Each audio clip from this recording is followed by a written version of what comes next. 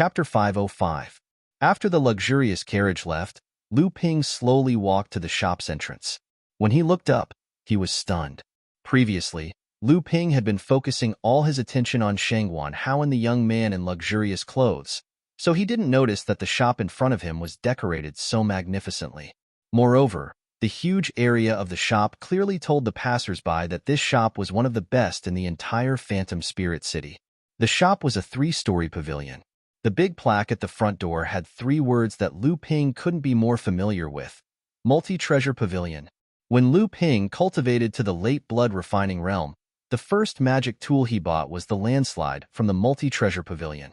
The Multi-Treasure Pavilion that stood in the market of Jinling Courtyard obviously couldn't be compared to the magnificent Multi-Treasure Pavilion in front of him. However, the 2 Multi-Treasure Pavilions had too many similarities.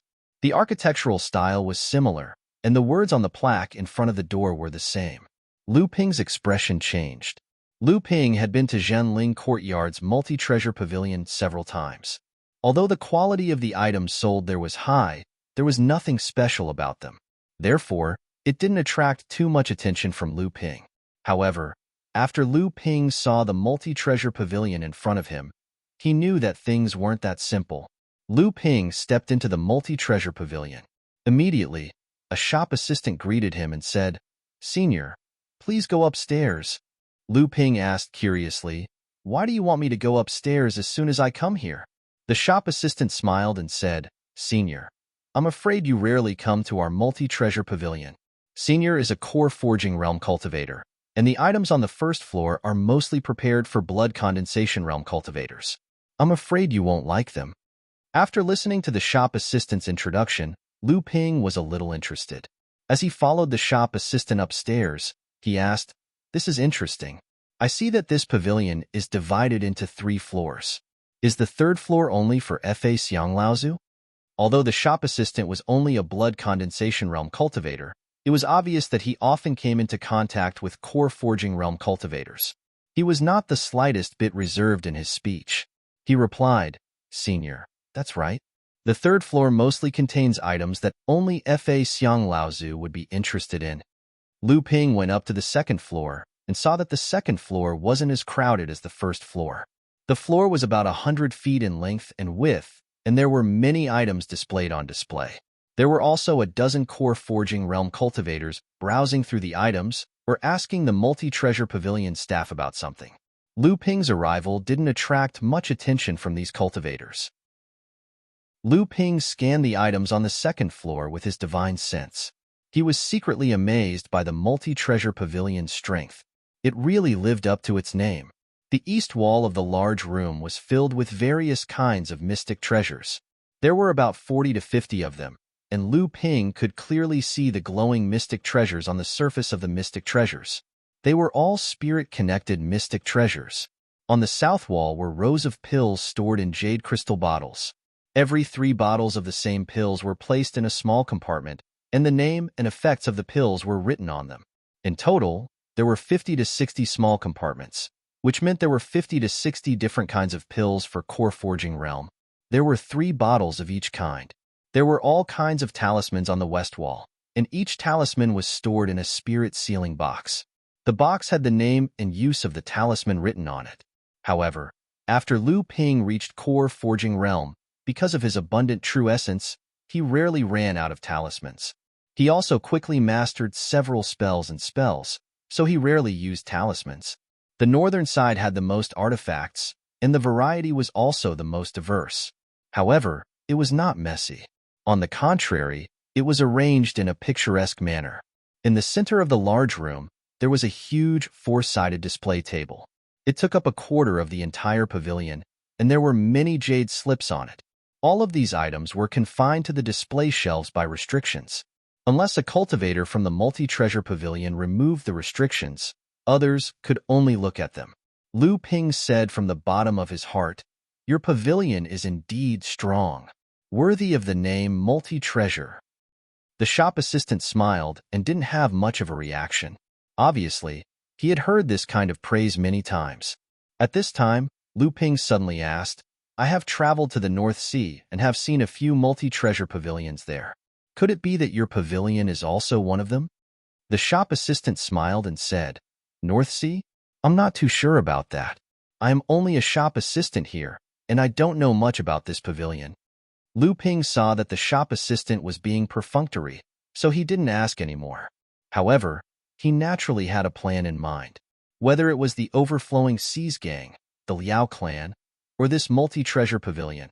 Although the North Sea was barren, the cultivation world had never forgotten about it.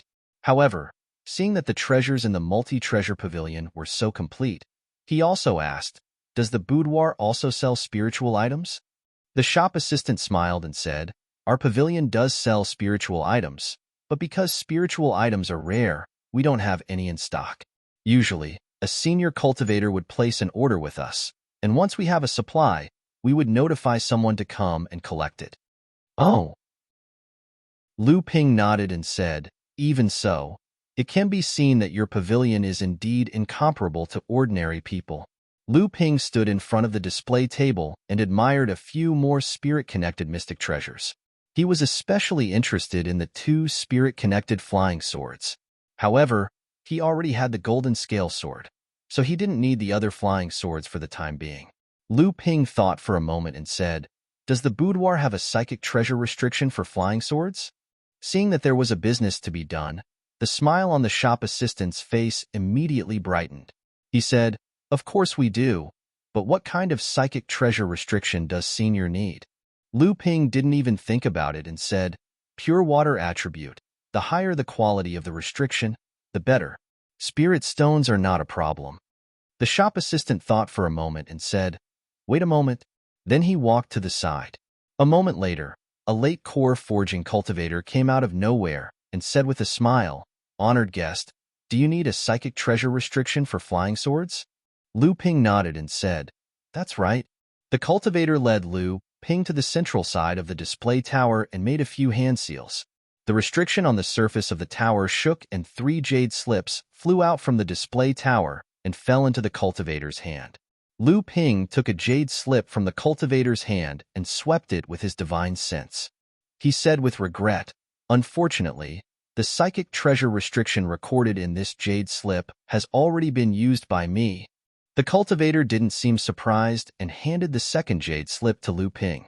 After Lu Ping swept it with his divine sense, he still frowned and said, Although this psychic treasure restriction is of the water attribute, the runes on it are too shallow. I think its power is limited. Flying swords only seek to kill, so this psychic treasure restriction is not suitable. The cultivator nodded and handed over the last jade slip. He said, You really are an expert swordsman. See if this psychic treasure restriction is suitable. If it is still not suitable, you can place an order with our pavilion. We can take a few days to collect the psychic treasure restriction you need. Once there is news, we will inform you as soon as possible. Lu Ping nodded. After sweeping the psychic treasure restriction with his divine sense, his face lit up. After carefully looking at it again, a trace of joy finally appeared on his face. He said, This psychic treasure restriction is suitable. I want it. How much is this psychic treasure restriction worth? The cultivator smiled and said, It depends on how you want to buy it. Lu Ping was startled. He smiled and said, I'd like to hear the details. The cultivator replied, If Sire is willing to purchase it with spirit stones, then the price will be 80 high-grade spirit stones. However, Sire seems to have a sword technique psychic treasure on you.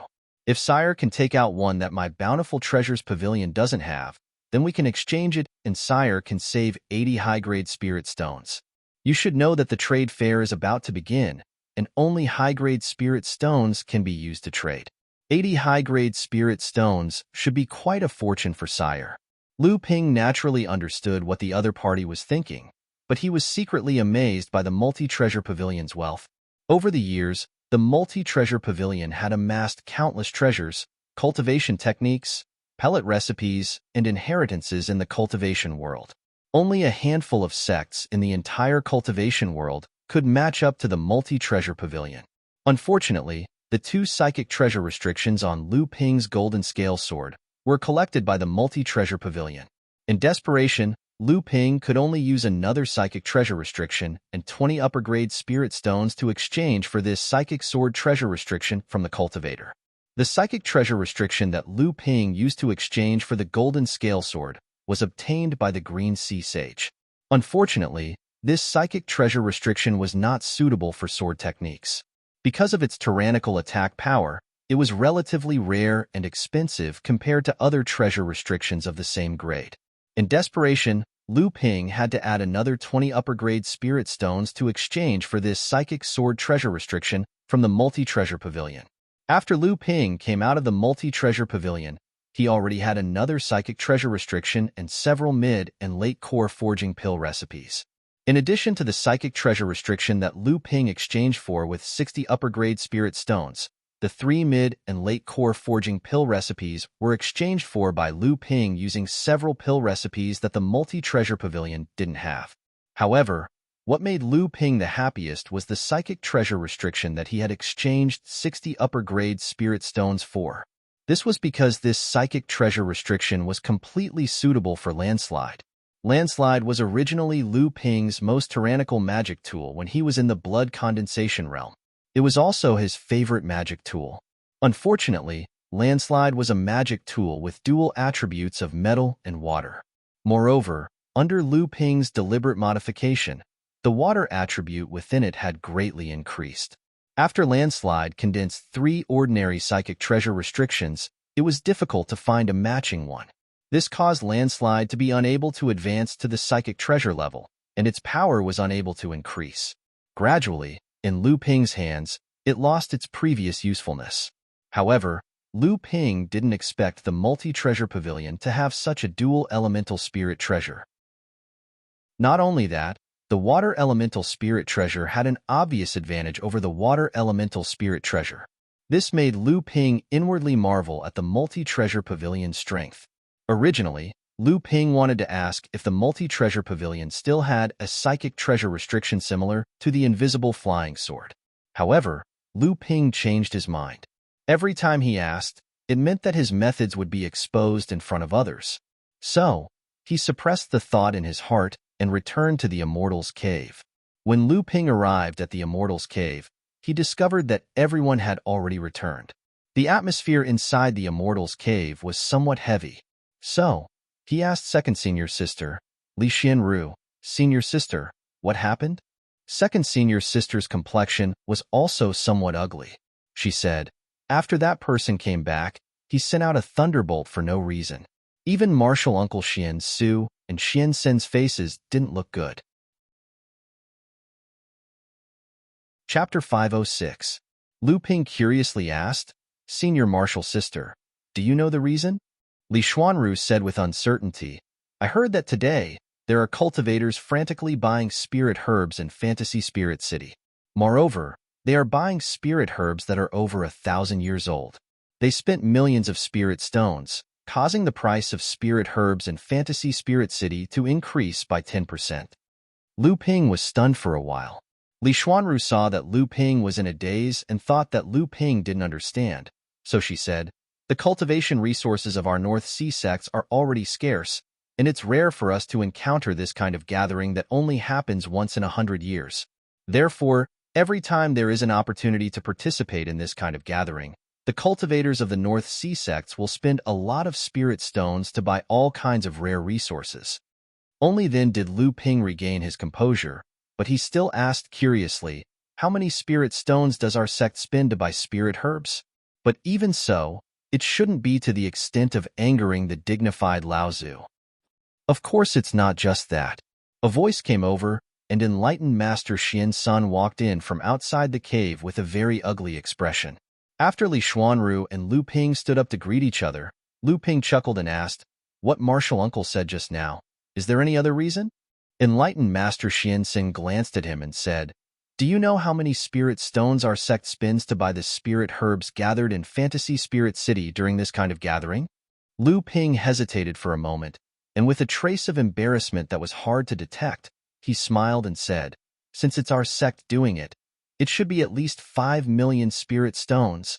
At this time, enlightened Master Xian Su also walked out from Tianqin Laozu's cave, and said with a gloomy expression, 5 million? 15 million. If it weren't for the fact that the 4 great sects of the North Sea would be buying spirit herbs wantonly during these 7 days, our sect might have spent even more spirit stones. At this time, Taoist Master Xian Tian and the others also heard Taoist Master Xian Su and Taoist Master Xian Sen's conversation with Lu Ping's group. Out of curiosity, they also walked over. Taoist Master Xian Tian said thoughtfully, "So that's how it is. It's no wonder that martial uncles are so angry. That person's actions cost our sect 1.5 million spirit stones. I'm afraid even a late-stage core forging cultivator wouldn't have this much wealth." Taoist Master Xian Su unhappily glared at Taoist Master Xian Tian and said, "It's not just 1.5 million. The trading fair will last for 7 days, after which the price of spirit grasses will rise again. At that time, it will be just these few spirit stones."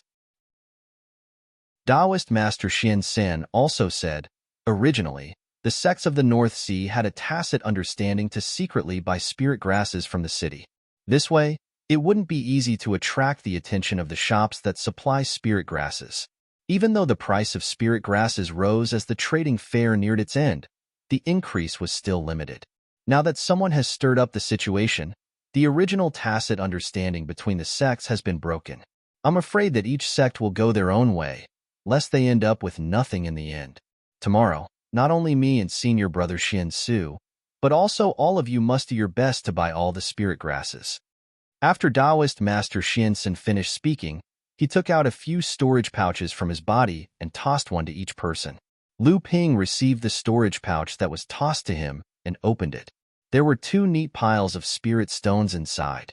One pile had a total of 10,000 mid-grade spirit stones, while the other had 500,000 low-grade spirit stones. The entire storage pouch contained a total of 1.5 million spirit stones. If Taoist Master Xian Tian, second senior sister, and the rest of them were the same as Lu Ping, then the 8 of them would have 12 million spirit stones in their hands. At this time, Taoist Master Xian Su sighed and said, "In the past, the sect would at most spend 10 million spirit stones to buy spirit grasses. Now that there is a large spirit stone mine in the North Sea and our sect has secretly occupied a medium-sized spirit stone mine, we originally wanted to be rich and imposing this time and take out an extra 5 million to buy spirit grasses. However, we encountered this matter, so let's all do our best. However, when buying spirit grasses, don't fall behind. Although there are dozens of Dharma Adept Laozu in this fantasy spirit city, there are many demons and humans mixed in the city. The water is very deep." Lu Ping put away the storage pouch and thought for a moment before asking, "Martial uncle, the loss of millions of spirit stones is indeed distressing, but it shouldn't be enough to make an existence like Tianqin Laozu so angry. What exactly is the matter?" Lu Ping knew that as a third-generation disciple, it was indeed inappropriate for him to ask such a question, but his status in the sect was not much lower than Taoist Master Xian Sen's, so he already had the right to know the sect's secrets. So, he sighed and said, "Today, Senior Sister Tianqin saw Xianling sect's Daoxian Laozu together with Crystal Palace's Yuan Guang Laozu at the Fantasy Spirit Pavilion. The Fantasy Spirit Pavilion has already announced that this time, Xianling sect will be promoted from the 3rd tier to the 2nd tier among the 25 medium-sized sections." Lu Ping's face turned cold. The 2 large spirit stone mines in the Fallen Secret Land were originally occupied by the 25 medium-sized sects in the overseas cultivation world. These 25 medium-sized sects were divided into 5 tiers according to their strength, and each tier had a different share of the spirit stone mines. Originally, Xianling sect and Jinling were ranked 12th and 14th among the 25 medium-sized sections. They were both in the 3rd tier, and each had a share of 4% of the spirit stone mines. However, in the past 100 years, Xianling's sect's strength had not increased much. Although they had gained Feng Shutao, they had also lost Dao Kong, and now Dao Shi was seriously injured. From the looks of Dharma Laozu, Xianling's sect seemed to have regressed. If the rankings were to be rearranged, Xianling's sect would not be able to enter the top 10 among the 25 medium-sized sections. It would be lucky if they could even maintain their current position. On the contrary, Jinling had made great progress in the past 100 years. Not only had Tiankong and Laozu advanced to the mid-Dharma stage, but they had also gained Tianlin, Tianling, and Tianqin, the three Dharma Laozu practitioners. With their strength, it was only natural for them to enter the second tier and take 5% of the spirit stone mines. If it was not for the fact that Zhenling did not have a late Dharma Laozu, it would be reasonable for them to enter the top 5 and take 6% of the spirit stone mines. In the past, Zhenling would have to fight and compromise to advance to the second tier, but with their strength, it would not be a big problem. However, this time, Xianling's sect, with the support of the Crystal Palace, had joined the fray. This was not a good thing for Zhenling. If two sects from the North Sea applied to advance at the same time, it would inevitably give the sects from the East and South Seas a sense of aggressiveness. If things went wrong, the sects might end up with no one being able to advance. If that happened, Xianling's sect would not suffer any losses. They did not have the qualifications to advance in the first place, but Zhenling would suffer a great loss. Even if only one sect advanced in the end, with the support of the Crystal Palace, Xianling's sect would most likely be able to push Xianling away and enter the second tier. In this way, no matter what, Xianling's sect would not lose. On the other hand, Zhenling would most likely gain nothing in this gathering of all the sects and clans in the overseas training world. No wonder when Tianqin Laozu saw Daoxian Laozu and Yuan Guang Laozu entering and exiting the illusionary spirit chamber together, and then heard the news, he was so shocked and angry. In fact, the reason why Tianxiang Laozu had given the opportunity to represent Zhenling in this grand gathering to Tianqin Laozu, other than the fact that his own cultivation had indeed reached the late Dharma stage and he was unwilling to go out, was that he wanted to use this opportunity of Zhenling rising from the third tier to the second tier to give the credit to Tianqin Laozu, so that Tianqin Laozu could return to Zhenling with a halo. How could Tianqin Laozu not know about Tianxiang Laozu's good intentions? But Xianling's sect, with the support of the Crystal Palace, suddenly came out to disrupt the situation. This made Tianqin Laozu furious, but there was nothing he could do. However, what the people in Zhenling did not know was that at this time, Xianling's sects Daoxian Laozu and Crystal Palace's Yuanguang Laozu were also at their wits' end. After a long time, Daoxian Laozu let out a long sigh and said, "Tianxiang is really good. I didn't expect that he could make Mei Xianqin return to Zhenling at this time. Isn't he afraid that Mei Xianqin and Lu Tianling will fight and destroy his Zhenling?" Although Yuan Guang Laozu really did not care about the fights between these small sects in the North Sea, Xianling's sect was an important chess piece for the Crystal Palace to conquer the North Sea. Therefore, he said helplessly, "This time, it is indeed beyond our expectations. Not only does Zhenling have 4 mid-Dharma adepts, but it also has 9 adepts in the Dharma stage. With such strength, if it still cannot be promoted to the second tier among the medium-sized sects, it will be too unjustifiable." Daoxian Laozu asked a little unwillingly, "Friend Yuan Guang, even if your sect intervenes, can it stop Zhenling from advancing? Zhenling has been rising too quickly these years. If the benefits from these 2 large spiritual minds increase, then I am afraid the gap between our sect and Zhenling will only get bigger and bigger." Yuan Guang Laozu replied with some dissatisfaction, "The most fundamental reason for the rise of a sect is still the sect itself. External interference can only play a role in hindering it. In this grand event, the Crystal Palace still has to deal with the provocation of the boudoir on the large spiritual minds, so we have no time to care about other things. Moreover, this is originally a medium-sized sect's matter. If the Crystal Palace interferes too much, it will inevitably cause resentment among the other sections." Hearing Yuan Guang Laozu's words, Daoxian Laozu couldn't help but feel a little dejected. Yuan Guang Laozu was secretly a little disdainful, but he still said, "But don't worry, friend.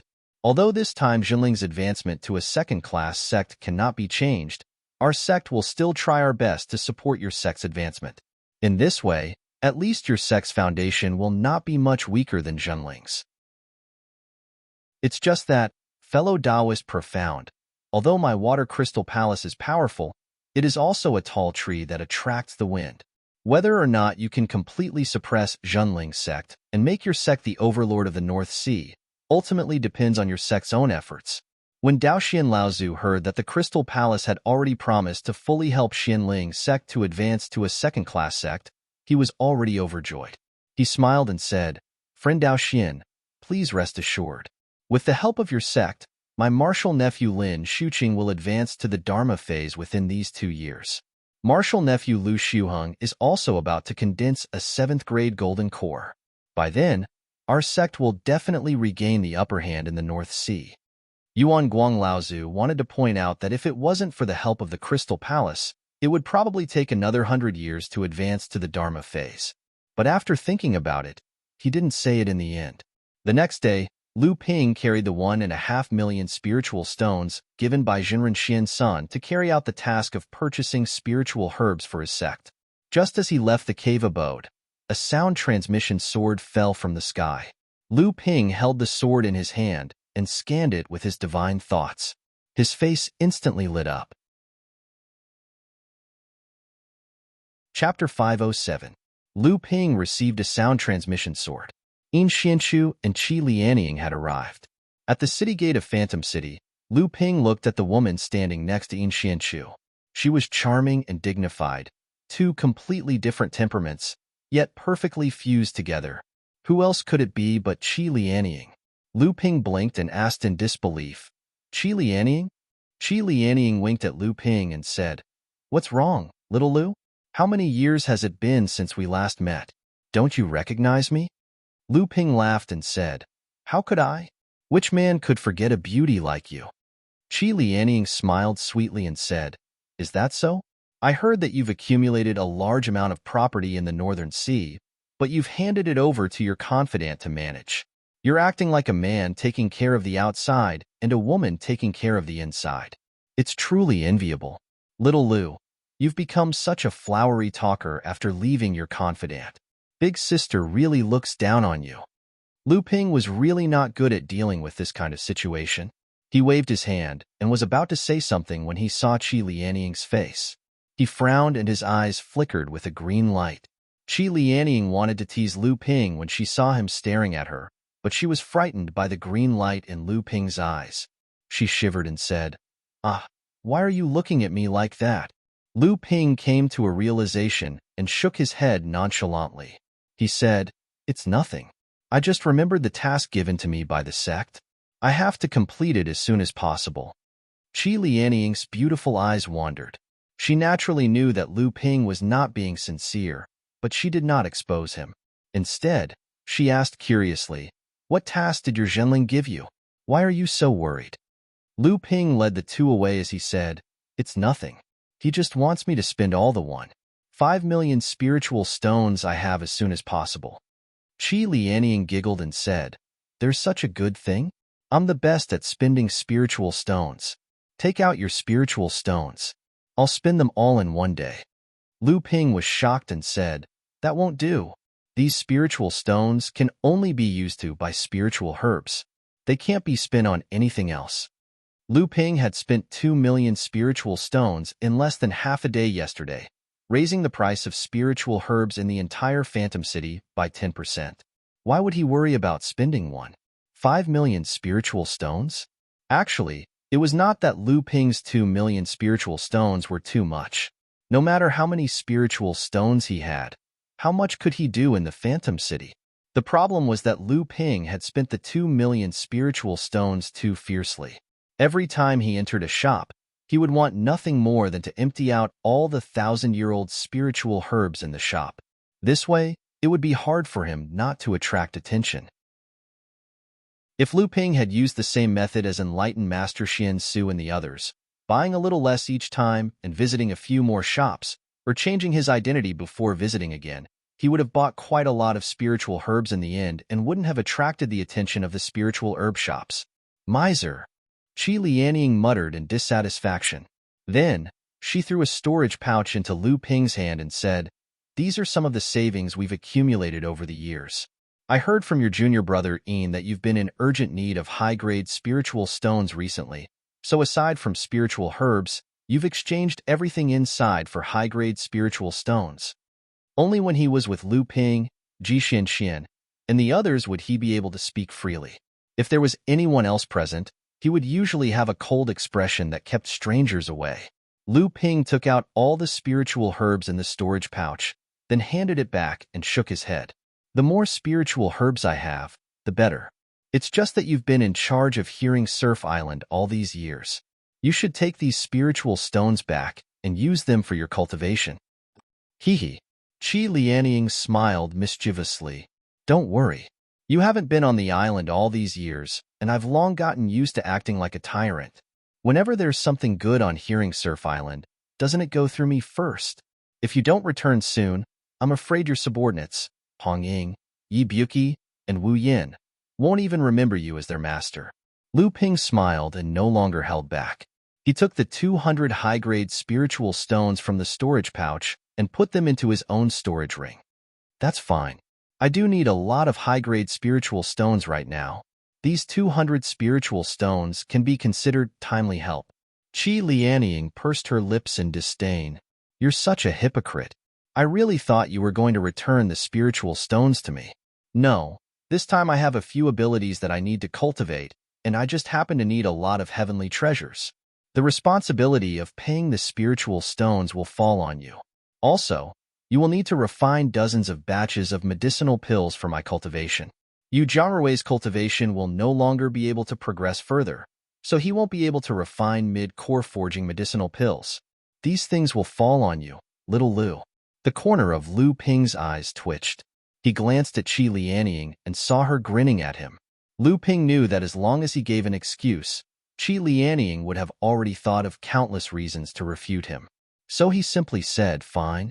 With yesterday's lesson, Lu Ping changed his method. The three of them took turns buying spiritual herbs from dozens of shops. Each time, they bought 7 or 8 spiritual herbs. In one day, they only spent 500,000 spiritual stones. They bought 7 to 800,000-year-old spiritual herbs, as well as several precious 500-year-old and 3,000-year-old spiritual herbs. As night fell, Qi Lianying complained, after walking for a day, my legs are about to break. Lu Ping was amused. When cultivators cultivated, the spiritual energy would automatically cleanse their bodies. At their level, even if they dispersed their cultivation base, their bodies would still be invincible. How could they possibly feel tired? It was most likely because Qi Lianying was annoyed by Lu Ping's lack of freedom and wanted to move on his own. Sure enough, Qi Lianying said, Little Lu, I don't have the strength to walk around with you tomorrow. Don't blame me for being disloyal. Let me rest for a day first. Lu Ping nodded with a smile. Qi Lianying, on the other hand, did not feel ashamed at all for being seen through. Lu Ping suddenly said, Martial Aunt Tianqin is a senior of our sect. I believe junior martial brother Yin has already told you. Don't you want to see her and senior martial sister Zhu Xianming? After all, they have been taking care of you since you lost your memory. Qi Lianying's playful attitude was swept away, and her expression became serious. Forget it. I won't go. Otherwise, both sides will be unhappy. I have been on Soundwave Island all these years. If I wanted to see them, I would have seen them long ago. Why would I wait until now? Lu Ping nodded as expected and said, But you still have to return to the North Sea with me in the end. Your cultivation has improved quite a bit over the years, and it looks like your strength isn't much inferior to my junior martial brother Yin's. I'm afraid you've already remembered many things in your heart, and it's time to unravel your story. Qi Lianying hesitated for a moment, then nodded solemnly and said, All right, I will go back to the North Sea with you. These years, I often remember some things, but they are all before and after I lost my memory. I can't remember anything else. Right now, I only know that I was captured by the Overflowing Seas gang. They wanted to ask me something I didn't know, but they didn't believe me. In the end, a core forging stage cultivator searched my soul. I don't remember anything after that. So these years, aside from managing Soundwave Island, the only thing I have done is assassinate the cultivators of the Overflowing Seas gang.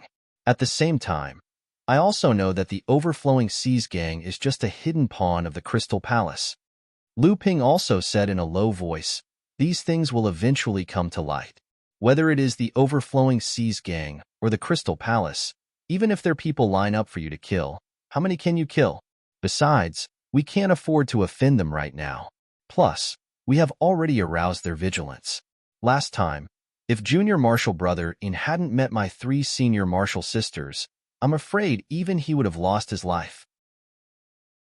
So, we must think of a way to settle this once and for all. Qi Lianying weakly waved his hand and said, all right. I understand what you're saying. I won't cause trouble for them anymore. After parting ways with Qi Lianying and Yin Xianchu, Lu Ping hurried back to his cave residence. At this moment, Lu Ping's face was filled with deep thought. Perhaps it was because Lu Ping's cultivation wasn't high enough in the past, but he didn't know that Qi Lianying's face had been altered by secret technique. It wasn't until Lu Ping's divine sense, which was no weaker than a late core forging stage cultivator's divine sense, coupled with the 3 pure eyes and his increasingly proficient methods of breaking seals, that he was able to see through Qi Lianying's face at a glance. This secret technique was different from ordinary illusion techniques. Instead, it was a technique that changed a person's facial muscles and then completely sealed them with a spirit sealing technique. In other words, Qi Lianying's face that appeared before everyone's eyes was actually real and not an illusion created by a technique. However, when using this secret technique, Qi Lianying would inevitably suffer great pain. If Qi Lianying's cultivation couldn't surpass the person who used this secret technique, then in order to break the secret technique on Qi Lianying's face, one would need to find a cultivator with the same cultivation as the person who used this secret technique and who was proficient in breaking seals. Lu Ping didn't believe that with old ancestor Tianqin's cultivation base, he wouldn't be able to see through the disguise technique on Qi Lianying's face. He also didn't believe that with old ancestor Tianqin's cultivation base, he wouldn't be able to decipher the technique. Thinking of the cold relationship between ancestor Tianqin, Zhu Xinming, and Qi Lianying, the only possibility was that ancestor Tianqin was the one who used this secret technique. But why did Lyra Laozu do this? Was she trying to hide something? For a moment, Lu Ping's mind was in a mess. All kinds of guesses and thoughts seemed to surge into Lu Ping's mind endlessly. Ninth junior brother. Lu Ping was startled. Only now did he realize that it was his second senior sister, Li Xuanru, who was calling him. Lu Ping looked up and didn't know when Lu Ping had already returned to the cave residence where everyone was staying. You look like you're in a hurry.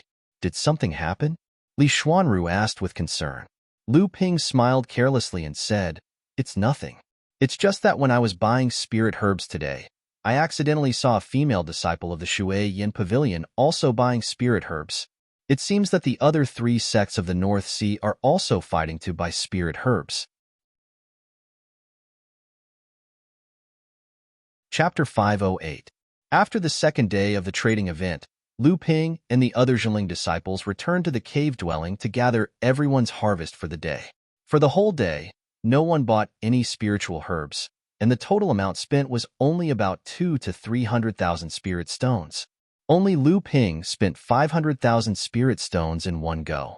Lu Ping was a master alchemist, so his knowledge of spiritual herbs was naturally above everyone else's. Moreover, the spiritual herbs Lu Ping bought were obviously better than others in terms of age and quality. However, the reason why Lu Ping was able to buy spiritual herbs so quickly was because Lu Ping and the 2 of them took turns. This way, once Lu Ping had his eyes on a spiritual herb, the 3 of them would take turns to buy it. This way, the shopkeeper wouldn't be alerted. As everyone talked about what they saw and heard, Lu Ping found out that it wasn't just the Shuiyin Pavilion cultivators that he saw. The other senior brothers and sisters had also seen the Hai Yin sect and Xianling sect cultivators. Among them, the Xianling sect cultivators were the most extravagant when it came to buying spiritual herbs. Enlightened Master Xian Su said helplessly, looks like we can't hide it anymore. Just like Xianling sect, the price of spirit herbs in Phantom Spirit City is going to increase tomorrow. Although we have the most spirit herbs on us this time, we might not be able to buy much more than before. Spiritual Master Xian Sin tidied up the 6,000 stalks of spiritual herbs and said, no matter what, tomorrow is the last day of the auction. We still have to go buy some spiritual herbs. Otherwise, the price of spiritual herbs will increase even more after the auction. I'll hand these spiritual herbs to senior sister Tianqin and let her take care of them. The next day, the price of spiritual herbs in Fantasy Spirit City increased by another 10%. Without Qi Lianying and Yin Xuanchu's help, Lu Ping's efficiency dropped by a lot. In a day, he only spent 300,000 to 400,000 spirit stones. This time, Lu Ping also saw two Xinling sect cultivators and one Hai Yin sect cultivator going in and out of a spiritual herb shop. Obviously, they were also making use of the time to buy spiritual herbs. Lu Ping's divine sense was far stronger than the three of them. Before the three of them noticed him, Lu Ping had already dodged them. Lu Ping stood in a hidden corner and watched a Xinling sect cultivator walk out of a spiritual herb shop. Just as Lu Ping was about to leave, his eyes lit up and he retracted his foot. At the intersection of a main street, two middle-aged cultivators were chatting as they walked along the street. At the same time, they were also casually browsing the things on both sides of the street. When the two of them arrived at the spirit herb shop that the Xinling sect cultivator had walked out from, one of them smiled and said something to the other. The other nodded, and the two of them walked into the shop. Lu Ping rubbed his chin and thought to himself, "This is interesting. The North Sea's Liao family's Liao Ruinjia is also here. Who is the person walking with him? That person's clothes and accessories are completely different from the North Sea cultivators. It seems that the Liao family is not simple." Lu Ping thought for a moment and walked straight to the shadow of a stone pillar beside the door of the shop. A moment later, Liao Ruinjia and the middle-aged cultivator walked out of the shop. Liao Ruinjia said, "Brother Runjian, has the situation in Middle-earth really deteriorated to this extent?" The middle-aged cultivator next to him nodded and said, "This time, it came so suddenly that the major sects were caught off guard. However, these things will only give them a slight advantage in the beginning. As time passes, the major sects will launch a counterattack, and the advantage will fall back into the hands of the humans. Then, Brother Runjian, did you come to EC this time because you are confident about that thing?" The middle-aged cultivator shook his head and said, "It's difficult. Although our Liao family is quite familiar with that thing's habits, the Crystal Palace has a rough idea of where it is. This time, it's not just the overseas cultivators who came to Phantom City. As far as I know, there are 3 forces in Middle-earth who came to Phantom City. They are most likely here for that thing as well." Liao Ruinjia sighed and said, "It's a pity that we didn't manage to kill that Crystal Palace cultivator last time. By the time Hu and the others arrived, the Overflowing Oceans Gang's secret transportation formation had already been destroyed. I'm afraid that person has already left." The middle-aged cultivator's expression changed and he said, "Could it be that someone else got the news and killed that person first?" Liao Ruinjia's expression changed and he said, "That can't be. Who else in North Sea knows about this? At least Xinling sect probably knows." Liao Ruinjia's expression changed and he said, "Brother Runjian, you mean?" The middle-aged cultivator nodded and said, "Then why would Peng Shuan bring that thing to North Sea for no reason? Now that Xinling sect and the Crystal Palace are in a heated relationship, Peng Shuan most likely wants to give that thing to Yuan Guang, and then Yuan Guang will give it to Xinling sect."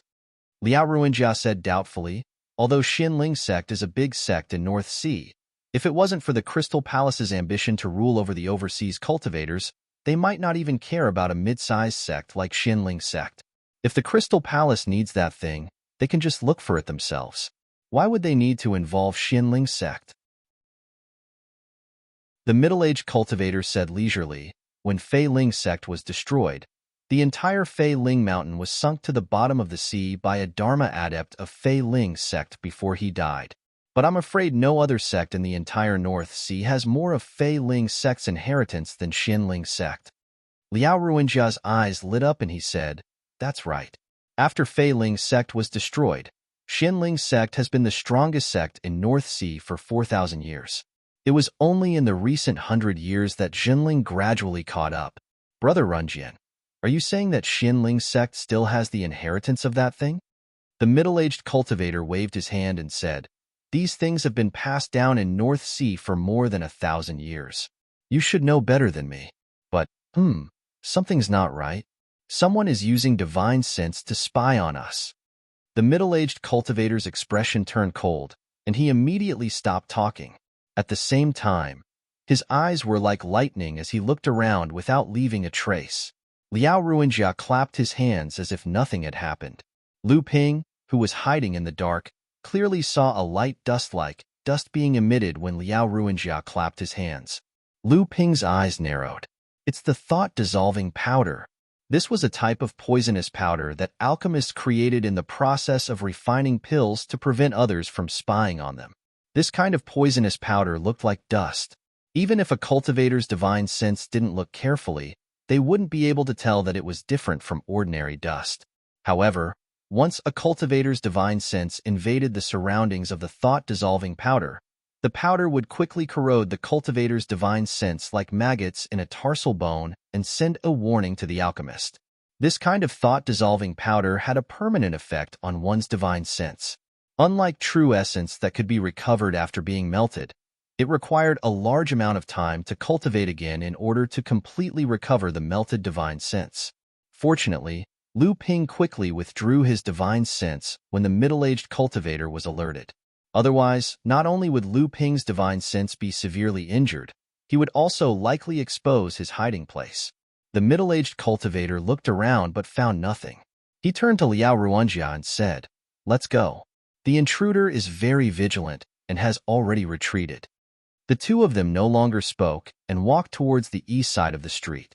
A moment later, Lu Ping walked out from the shadow of the door pillar. Looking in the direction that the two of them had gone, Lu Ping touched the storage ring on his finger. The thing that Lu Ping couldn't figure out the most about Peng Shiyuan was the incomplete map. Could it be that the treasure that Liao Ruanjia and the middle-aged cultivator were trying to obtain was the location recorded in the incomplete map?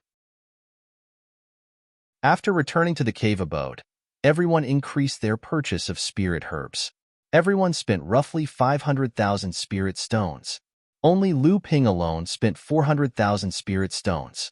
Seeing everyone's puzzled expressions, Lu Ping could only explain, in the past 3 days, the quality of the spirit herbs in Fantasy Spirit City has obviously declined due to the large-scale purchase, so we only bought these. Everyone was speechless. Spiritual Master Xian San said unhappily, "These spirit herbs can't be bought in the North Sea even if we wanted to. Who cares about the quality now? Being able to buy them is the most important thing. Now, there are more and more sects buying spirit herbs in Fantasy Spirit City. It's not just the 4 sects of the North Sea. Even people from the Azure Sea sect and the Azure Wave sect have come to the East Sea." At this moment, Tianqin Laozu walked out of the cave abode. She glanced at Lu Ping and said, "This time, Fantasy Spirit City is very strange. Everyone should be careful. Ever since the Azure Sea sect and the Azure Waves sect split up thousands of years ago, they have never been in contact with each other. The two sects even hate each other. This time, they actually appeared in Fantasy Spirit City together. I'm afraid things aren't that simple. Apart from that, some big sects and families from the Middle Earth seem to have also appeared in Fantasy Spirit City. This time, the overseas cultivation world's gathering won't be that simple. There are humans and demons mixed in Fantasy Spirit City now, so everyone must be careful. Fortunately, tomorrow is the auction. After the auction, we will leave Fantasy Spirit City in 2 days." When everyone saw how serious Tianqin Laozu was, they immediately felt that the atmosphere in Fantasy Spirit City was indeed a little strange these days. So, they all nodded in agreement. The next day, Lu Ping and the rest of the group followed behind Tianqin Laozu and walked towards the Fantasy Spirit Palace in the center of Fantasy Spirit City. The illusionary Spirit Palace was actually a huge grotto heaven mystic treasure. But according to enlightened Master Xian Su, this winter mystic treasure only had 2 enchantments. It was far inferior to the Heaven Origin Palace that Lu Ping had seen before. When they arrived at the center of the Fantasy Spirit Palace, a core forging cultivator immediately came to greet them. Tianqin Laozu took out the token that he had flashed at the Fantasy Spirit City city gate. The core forging cultivator took the token and examined it before leading everyone to a teleportation array in the middle of the palace. After the teleportation array was activated and the light before them dissipated, they found themselves in a secret chamber. This secret chamber was luxuriously decorated and was filled with restrictive magic arrays. It seemed to be used to prevent others from prying into the secret chamber. Directly opposite the secret chamber was a huge venue. Cultivators began to enter the venue one after another. Every cultivator who entered was at least in the late core forging stage. Most of these cultivators covered their faces with bamboo hats, unwilling to reveal their identities. This secret chamber was exquisitely decorated. Everyone inside the secret chamber could see everything that was happening in the venue, but the people inside the venue could not pry into the movements inside the secret chamber.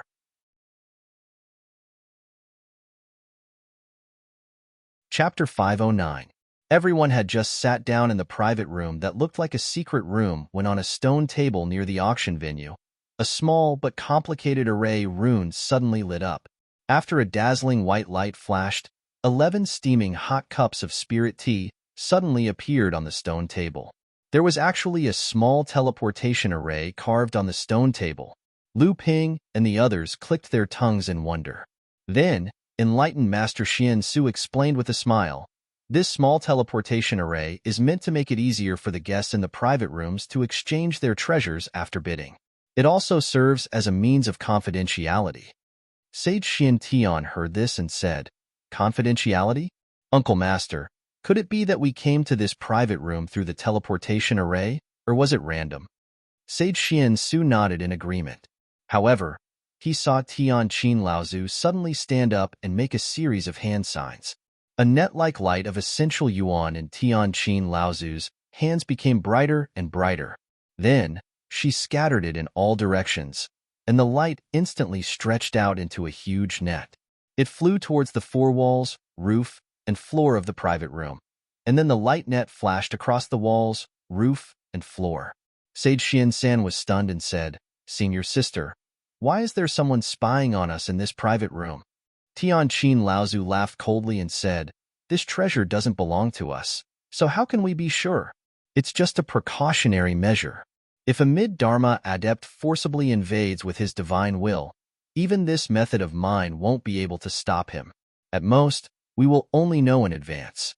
As soon as Tian Qin Laozu finished speaking, she saw Lu Ping suddenly stand up and open his hands. A small jade box suddenly appeared in his hands. Lu Ping walked to the side of the private room and carefully opened the jade box. Then, he used his mouth to gently blow into the box.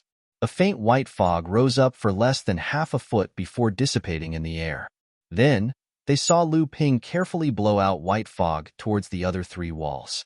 Everyone did not know what was going on, but they knew that Lu Ping was also taking precautions against something. But since Tian Qin Laozu had already made a move, what could Lu Ping do? As expected, Sage Xian Su, who was at the side, had a slight hint of mockery and laughed. "Junior brother Lu, Uncle Master Tian Qin has already made a move. What's the point of doing this? Isn't it superfluous?" Sage Xian Su and Sage Xian San did not say anything, but their expressions showed that they were not happy with Lu Ping's actions. Usually, Lu Ping's actions were just a precaution, but now that Lu Ping's master was at odds with the person in front, if he did this now, what was it if not a provocation? Just as Master Xian Su and Master Xian Sen looked at the celestial Qin ancestor uneasily, they did not see any dissatisfaction in the celestial Qin ancestor's eyes. Instead, a sliver of surprise flashed past his eyes. Just as Sage Xian Su and Sage Xian Sen looked at each other, they heard Tian Qin Laozu suddenly say, "Kid, where did you get your thought-dissolving powder? This thing is extremely vicious and has always been a secret of the Lu clan. This time, it is said that someone from the Lu clan has appeared in Phantom City. Be careful not to be silenced if you're discovered." Lu Ping had just scattered the thought-dissolving powder on the roof and floor of the private room when he heard Tian Qin Laozu's question. Lu Ping raised his head and said doubtfully, "Lu clan? Isn't it the Liao clan?" Tian Qin Laozu was taken aback by Lu Ping's doubtful expression and said, "Kid, you still want to play dumb? What Liao clan? Didn't you get your thought-dissolving powder from the hands of the Lu clan?" This time, Lu Ping thought of something and said with a smile, "Uncle Master, you also said that this thought-dissolving powder is a secret of the Lu clan. How could a disciple get it from a cultivator from the Lu clan?" Tian Qin Laozu looked at Lu Ping and felt that he wasn't lying. He didn't ask anymore and looked outside the private room. At this time, the number of cultivators who had entered the auction hall had reached more than 200, and these 200 people were all at the late stage of core forging and above. The thought-dissolving powder that Lu Ping had on him was a pill recipe from Pang Shuwan. Yesterday, after Liao Ruinjia used the thought-dissolving powder, Lu Ping remembered that when he killed Pang Shuwan, He had obtained a few pill recipes from him that also had the method to refine the thought-dissolving powder. After Lu Ping went back, he took out the pill recipe for the thought-dissolving powder and had a look. Only then did he realize how overbearing this thought-dissolving powder was. Even the divine will of a transcendent stage cultivator would be corroded by the thought-dissolving powder when they were caught off guard. After Lu Ping saw this, his hands itched. Luckily, he had already obtained 4,000 to 5,000 stalks of spirit herbs. Although the process of refining this thought-dissolving powder was complicated, it wasn't difficult. Lu Ping took out the fire ring from the ice and fire rings from Lu Qiner's hands and drew out the dark prison poisonous fire inside to refine this thought-dissolving powder. It was half the effort and twice the result. That night, he refined this small box. He didn't expect that it would be put to use the next day. When Xian Su and spiritual master Xian San heard Tianqin Laozu say that the treasure in Lu Ping's hands seemed to be useful and that it had a great background, they finally relaxed. At this moment, if one were to look up from the auction venue, they would discover that there were a total of 34 white clouds floating in the sky above the venue. On top of each white cloud, there was a simple and unadorned pavilion in the sky. At the same time, 23 of the 34 pavilions around the auction venue had already hung up red candles. This meant that 23 of the 25 medium-sized sects of the overseas cultivation world and the 9 large-sized sects, including the Crystal Palace and the Boudoir, had already arrived. Tianqin Laozu unhurriedly lit up a red candle and placed it on the thin muslin window of the private room facing the auction venue. At this moment, the 24th sect had already arrived. At this moment, another 6 white clouds carrying 3 pavilions descended from the sky above the venue. This caused the number of pavilions and private rooms in the venue to increase to 40. The change in the sky above the venue naturally attracted the attention of the hundreds of cultivators who had entered the venue. Tianqin Laozu and the others naturally saw the changes in their surroundings. Spiritual Master Xian Su asked Tianqin Laozu, "Junior sister, do you know who these 6 additional pavilions belong to?" Tianqin Laozu's expression was a bit solemn as she said, "They should be people from the Demon Clan and the Central Plains." The pavilions in the sky were lit up one by one, and the venue was already more than half filled. At this moment, a clear bell rang and the door of the Fantasy Spirit Pavilion slowly closed. All the cultivators in the venue took their seats, and a door appeared out of thin air at the front of the venue. A fat cultivator in his 50s walked out of the door with a smile. A Dharma adept. The host of this auction was actually a Dharma adept. The cultivator first laughed heartily and said, "The old man's surname is Dong. Everyone can call me Fatty Dong." The old man was originally a wandering cultivator from the Eastern Sea. This time, he was captured by a few old farts from the Fantasy Spirit City to host this auction. They said that the old man didn't belong to any sect and was the most fair. Everyone believed them. This is all bullsh*t. I came here because they promised to give me a considerable amount of top-grade spirit stones and elixirs as a reward after this is over. Dong Laozu's opening remarks made all the cultivators in the venue smile. The originally somewhat depressing atmosphere was immediately dispelled by Dong Laozu's words. Enough with the idle talk. For the sake of the spirit stones and pills, I will remind everyone here that the rules here have been explained before. The old man won't repeat them.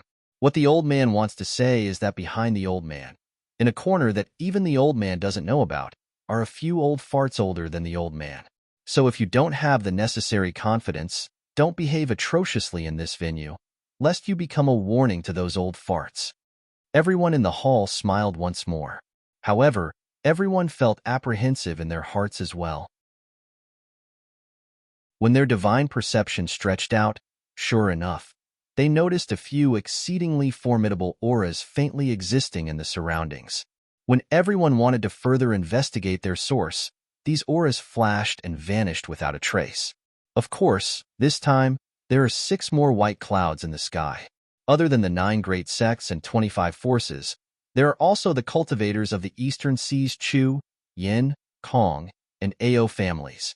The only one missing is the South Seas tyrannical Turtlesiang family. Even the number 1 family in Central Plains, the Yuan family, has arrived. In addition, there are also the cultivators of Central Plains Great Sect, the Heavenly Moon sect. When everyone in the venue heard Dong Laozu's words, they all looked at the 40 pavilions floating in the air.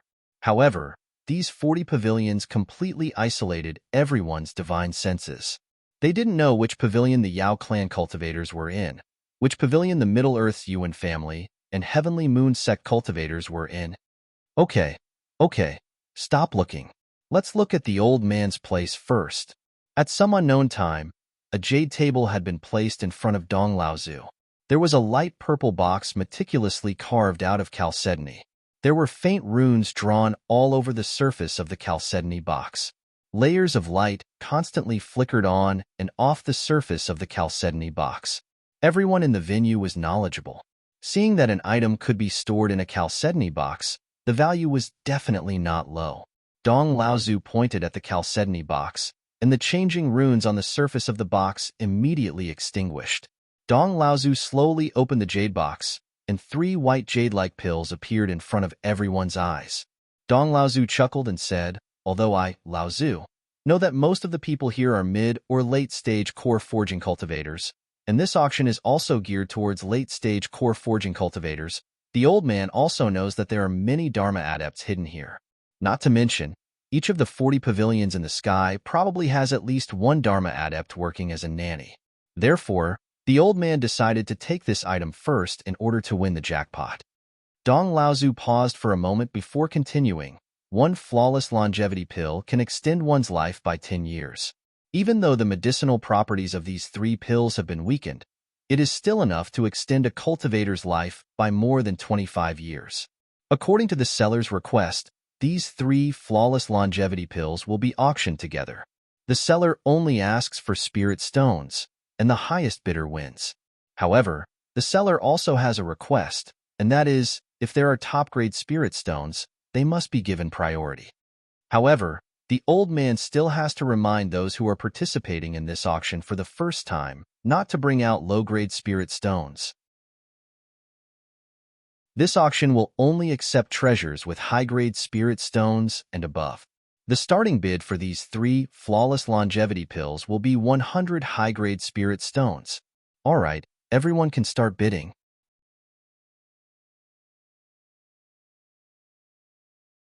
Chapter 510.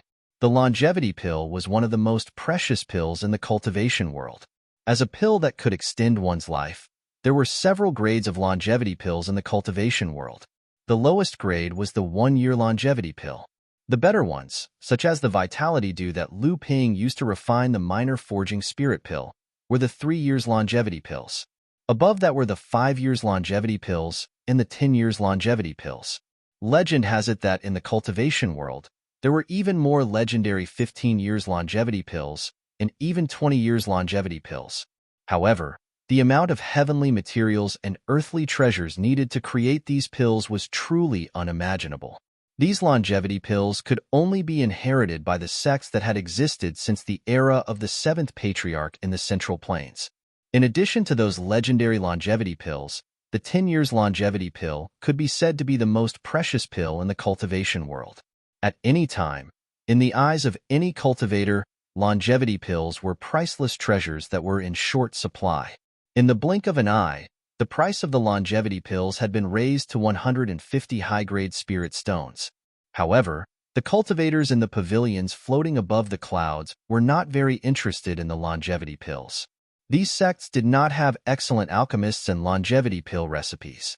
For a sect, unless it was an emergency, they were more interested in the longevity pill recipe than a few longevity pills.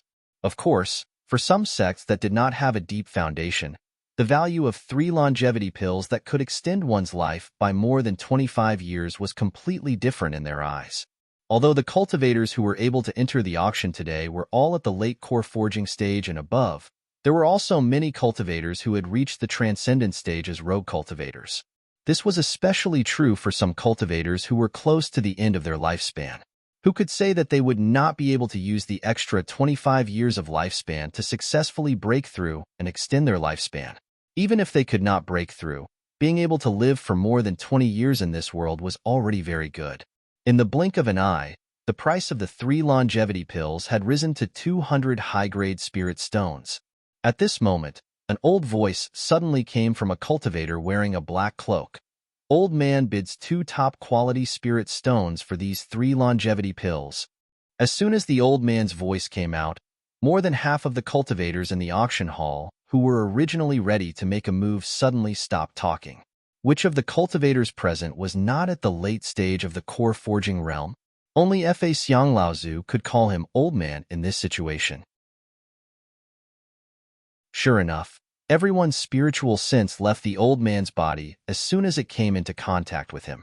Even though the old man possessed a secret technique that prevented them from probing him, the feeling of a bottomless abyss still made them choose to be cautious. I also offer 2 pieces of Supreme Spirit Stones and 30 pieces of Upper Spirit Stones. One of the cultivators also covered his face, but he didn't hide his peak core forging cultivation. However, his aura was a bit weak. It was clear that he didn't have much lifespan left. He wanted to use these 3 longevity pills to prolong his life before risking his life to reach the Dharma phase. The old man in the black cloak looked in the direction of the cultivator. His old voice was emotionless as he opened his mouth and said, "Then 3 pieces of Supreme Spirit Stones it is." The cultivator opened his mouth but didn't say anything. Even though he could offer a higher price, it was obvious that this Dharma phase adept was also determined to get the longevity pills. Naturally, he wouldn't offend Dharma phase Laozu because of this. Moreover, there were definitely countless rare treasures in this auction. It was impossible that there would only be one type of longevity pill. After the longevity pills were successfully auctioned, Dong Laozu took out a jade box and opened it. Inside, there was a yellow stone. He said, "There aren't many cultivators overseas who practice earth-based cultivation methods, but there are even fewer earth-based heaven and earth treasures overseas. This Sangwa stone is a mid-grade earth-level heaven and earth treasure. However, due to its scarcity, its value is 20% higher than other heaven and earth treasures of the same level. Therefore, this auction has set the starting price at 120 spirit stones." This Sangwa stone was a good preparation for Debeo in the future. However, Debeo had just advanced to the 9th layer of the blood condensation realm not too long ago. Based on his cultivation speed, it would take him hundreds of years to reach the 6th layer of the core forging realm and advance to the late core forging realm. Naturally, Lu Ping lost interest in this Sangwa stone. The appearance of the Sangwa stone attracted a lot of cultivators in the auction hall. Even the 40 floating pavilions started to bid for it. However, earth-based heaven and earth treasures were much rarer than cultivators who practiced earth-based cultivation methods. Lu Ping had once heard from enlightened master Lu Xianyuan that in order to obtain an earth-based low-grade heaven and earth treasure, enlightened master Guoxianshan, with the help of Tiankong Laozu, paid a huge price and buried it in a secret place overseas for nearly half a year before he was lucky enough to obtain it. By the time enlightened master Guoxianshan successfully returned to Zhenling, his entire body had been drained of true essence. His body was emaciated, and the muscles in his legs had started to rot. His cultivation was almost destroyed. After that, he cultivated in seclusion on Tianling Mountain for 5 years and consumed the Bell Cauldron pill specially refined for him by Tianlu Laozu. In the end, the Sangwa stone was auctioned for the price of 150 high-grade spirit stones and 2 top-grade spirit stones. Although the next few auction items were also rare items in the world of cultivation, none of the cultivators in Zhenling were in urgent need of them. However, enlightened Master Xintian and the others were still watching with keen interest. With so many rare treasures appearing, it was normally impossible for them to have such an opportunity to broaden their horizons. Since the start of the auction, Tianqin Laozu had been sitting cross-legged in the innermost corner of the pavilion with his eyes closed. It seemed that he was not interested in any of the items in the auction hall. Although enlightened Master Xuanqiu and enlightened Master Xinsen were also paying attention to the appearance of one treasure after another in the auction hall, they were, after all, people with hundreds of years of cultivation and experience. Thus, their expressions did not change too much. Lu Ping simply split his attention into 2 parts. One part of his divine sense was used to pay attention to what was happening in the auction hall, while the other part of his divine sense began to take inventory of the items in his storage ring that could be used in this auction. Before Lu Ping was punished to suppress the earth fire, Tianqin Laozu, had rewarded Lu Ping with 500 high-grade spirit stones through the sect. However, after 4 years of consumption, there were not many high-grade spirit stones left. Lu Ping's cultivation was different from that of ordinary people. Ordinary mid-stage core forging cultivators could use mid-grade spirit stones to support their cultivation. However, the North Sea wave listening technique that Lu Ping cultivated was too overbearing. Although Lu Ping's true essence was thick and vigorous, allowing him to fight against cultivators of the same level as him, it was because his true essence was too thick that it caused his cultivation to slow down. In order to improve his cultivation speed at the same rate as ordinary people, Lu Ping had no choice but to use high-grade spirit stones to barely achieve the goal of his cultivation. Thus, after Lu Ping came out from his seclusion, he focused his attention on the few treasure vaults of the Overflowing Seas sect that he had obtained from Soul Search 4 years ago. There were only 3 secret treasure vaults that Lu Ping knew of. With Debao's help, Lu Ping successfully infiltrated 2 of the treasure vaults and looted all the treasures stored inside. However, after these 2 operations, the Overflowing Seas sect was finally alerted. When Lu Ping arrived at the 3rd treasure vault, he discovered that the Overflowing Seas sect had already increased their security. There seemed to be 3 to 4 core forging realm cultivators and a dozen blood condensation realm cultivators guarding the treasure vault. With no other choice, Lu Ping could only retreat. Even so, Lu Ping returned with a bountiful harvest. However, when he returned, Lu Ping was greatly disappointed. These so-called treasure vaults were actually built by the Overflowing Seas sect to store cultivation resources for blood condensation realm cultivators. Although there were a lot of cultivation resources inside, they were not of much use to core forging realm cultivators. When he thought about it, it made sense. Most cultivators had storage artifacts on hand. If it was not necessary, why would they build treasure vaults? Which core forging realm cultivator didn't have any secrets that could not be exposed to the public? They only believed in carrying their most precious treasures with them, or places that only they knew about. At least, Lu Ping was like that. The only thing that comforted Lu Ping was that in these 2 treasure vaults, the cultivators from the Overflowing Seas sect, for some unknown reason, had placed 2 storage pouches filled with high-grade spirit stones. Each storage pouch was neatly stacked with 500 high-grade spirit stones. The 2 storage pouches contained a total of 1,000 high-grade spirit stones. This made Lu Ping's slightly vexed mood instantly turn into joy. With 1,000 high-grade spirit stones in hand, Lu Ping could maintain this extremely luxurious cultivation method for another 7 to 8 years. As for the remaining low-level cultivators' cultivation resources, it gave Lu Ping a headache for a while. In the end, he roughly categorized these items and sent a portion of them to the Pill Pavilion. Unfortunately, Fornax Laozu was not at Tianling Mountain at that time. With great difficulty, Lu Ping managed to dig out 150 high-grade spirit stones from enlightened Xiandian. Then, he sent a portion of the spiritual materials to the crafting hall and directly paid a visit to Tianjiang Laozu. Tianjiang Laozu was generous and directly threw him 200 high-grade spirit stones. As for the remaining items, Lu Ping thought about it and went to find enlightened Xin Yuan of Zhenling Side Hall. Lu Ping knew that as the mountain head of Zhenling Side Hall, enlightened Xin Yuan also had a large amount of spirit stones in his hands. Unfortunately, although enlightened Xin Yuan coveted the resources in Lu Ping's hands, he did not have any high-grade spirit stones. Helpless, Lu Ping could only exchange for 1 million low-grade spirit stones. Then, together with the 1.5 million low-grade spirit stones that he had previously accumulated, he wantonly bought 1,000-years-old spirit herbs after arriving at Fantasy Spirit City. In just half a day, he had squandered 2 million low-grade spirit stones. After that, with the 200 high-grade spirit stones that Qi Lianying gave him and Lu Ping's own, right now, Lu Ping had about 1,700 high-grade spirit stones that he could squander. In addition, Lu Ping also had 4 top-grade spirit stones that he kept close to him. This was one of his most precious treasures. Just as Lu Ping was thinking about what he needed, the small transmission array on the jade table in front of Dong Laozu suddenly lit up, and then 3 jade slips appeared on top of it. Dong Laozu looked at the 3 jade slips and suddenly said with a smile, These 3 jade slips record 3 psychic treasure prohibitions. Originally, although psychic treasure prohibitions are precious, to be able to be auctioned at this auction, even if all 3 of them are sold together, it would still be a bit difficult. However, these 3 psychic treasure prohibitions are extraordinary. Dong Laozu deliberately kept everyone's attention in suspense.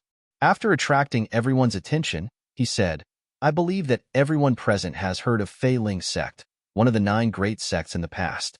However, Fei Ling's sect also passed down a set of invisible sword technique. I'm afraid that not many of you here know about it."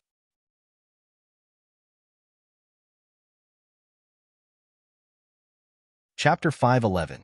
As soon as Dong Laozu's voice fell, the previously calm Lu Ping suddenly opened his eyes.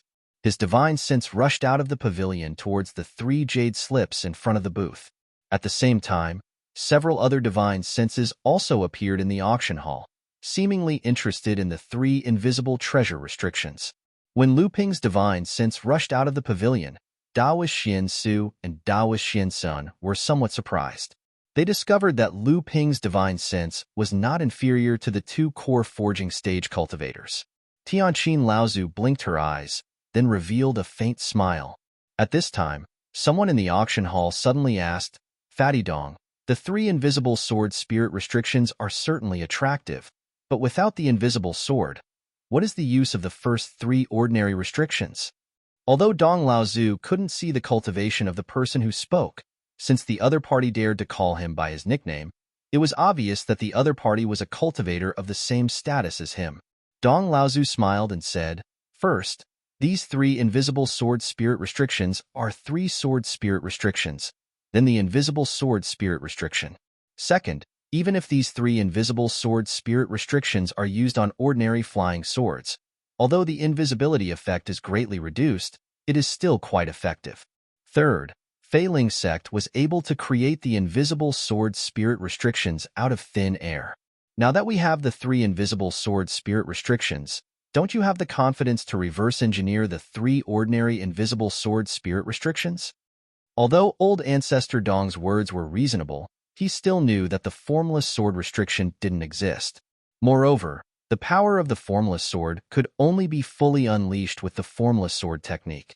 In fact, the formless sword technique created by the Fei Ling sect was actually an extremely strict and huge system. Not only did it contain the formless sword restriction, it also contained the entire set of formless sword technique, as well as the refinement of the formless sword technique. Therefore, the value of the 3 invisible sword spirit restrictions had to be discounted. However, Dong Laozu's words still aroused the enthusiasm of many cultivators in the auction hall. The starting price is 150 high-grade spirit stones. In a short period of time, the price of the 3 invisible sword spirit restrictions broke the threshold of 300 high-grade spirit stones. However, Lu Ping sat in the pavilion without any movement. At this time, everyone in Jinling noticed that Lu Ping was interested in the 3 invisible sword spirit restrictions. Li Xuanru also knew that Lu Ping had already cultivated the invisible sword art and had an invisible sword called Netherwater. Li Xuanru worriedly asked, "Ninth junior brother, do you still have enough high-grade spirit stones? We already have 320 high-grade spirit stones on the Reef Island. Senior sister still has 300 high-grade spirit stones. If junior brother..." Lu Ping waved his hand and said gratefully, "Senior sister, don't worry. If junior brother has a need, I will not be polite." Li Xuanru knew that Lu Ping had a card up his sleeve, so she was relieved. Xintian Jinren and the others saw that Lu Ping was still indifferent to the price of 350 high-grade spirit stones in the auction hall. They were very surprised at Lu Ping's wealth, but thinking of Lu Ping's identity as an alchemy grandmaster, they put on a natural expression. However, what they did not know was that Lu Ping could not accumulate high-grade spirit stones at all. If Lu Ping had not raided the 2 treasure vaults of the overturned Sea Clan and accumulated a large number of high-grade spirit stones in a short period of time, Lu Ping was afraid that he would not have the confidence he had now. Actually, Lu Ping was waiting.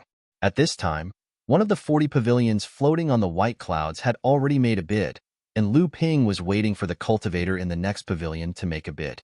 He did not want to attract attention and expose his identity. 380 high-grade spirit stones.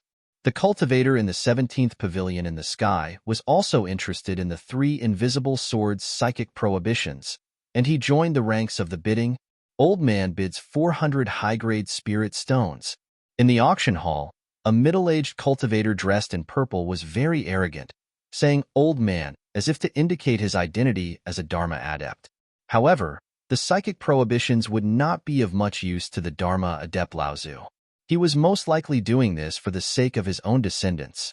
450 high-grade spirit stones. Lu Ping's first bid was too high. 50 high-grade spirit stones. And this price shocked the third-generation disciples in the Jinling Pavilion. Although they all knew that Lu Ping was rich, to casually take out the equivalent of 5 million high-grade spirit stones, even someone like Xintian Jinling, who had collected all the valuable items on him, would lose more than half of his net worth. Tianqin Laozu was obviously also stunned. She did not doubt that Lu Ping had such a large amount of wealth, but she did not believe that Lu Ping had so many high-grade spirit stones. At this time, Dong Laozu, who was in the middle of the auction hall, said, "All right, the guest in the 24th pavilion has bid 450 high-grade spirit stones. These 3 spiritual prohibitions are inherited from the Fei Ling sect. Is there anyone else who wants to bid?" In fact, these 3 spiritual prohibitions were not worth 400 high-grade spirit stones in the eyes of ordinary practitioners. Even though Dong Laozu had made a lot of extravagant talk, without the shapeless sword technique, with just these 3 spiritual prohibitions in hand, it would take generations and thousands of years of effort and a lot of resources. How could this set of swordsmanship be completely perfected? However, Lu Ping was different. He had the complete, shapeless sword art in hand, and he had fused the shapeless water into his protective aura. As long as he could upgrade the shapeless sword art to the level of a spirit-connected mystic treasure, Lu Ping would be able to upgrade the shapeless sword art's power to the level of a great technique. This way, with his mid-core forging realm cultivation base, Lu Ping would be able to master 3 great techniques. Even if he didn't use the life origin array, he would still be able to fight against a late-core forging realm cultivator. When Lu Ping bid 450 high-grade spirit stones, most of the previous bidders chose to give up, but then from the 17th pavilion came another bid, 480 high-grade spirit stones, 500 high-grade spirit stones. Lu Ping didn't budge an inch. The price of 500 high-grade spirit stones caused many people in the auction hall to start whispering. This price was a bit too high. Perhaps the sects in the 17th and 24th pavilions had the shapeless sword technique of the Fei Ling sect. It was said that among the 25 medium-sized sects in the Endless Sea, there were 4 sects from the North Sea. It was unknown whether the sects in the 17th and 20th pavilions were from the North Sea, and if so, which 2 sects were from the North Sea. However, there were also well-informed people who thought that the sects in the 2 pavilions might not be from the North Sea. When the secret cave residence of Fei Ling sect Zhong Xian Laozu in the East China Sea was discovered, the 5 major sects of the East China Sea and the underground boudoir all rushed into the cave residence to plunder. Therefore, the sects in the 2 pavilions might be from the East China Sea.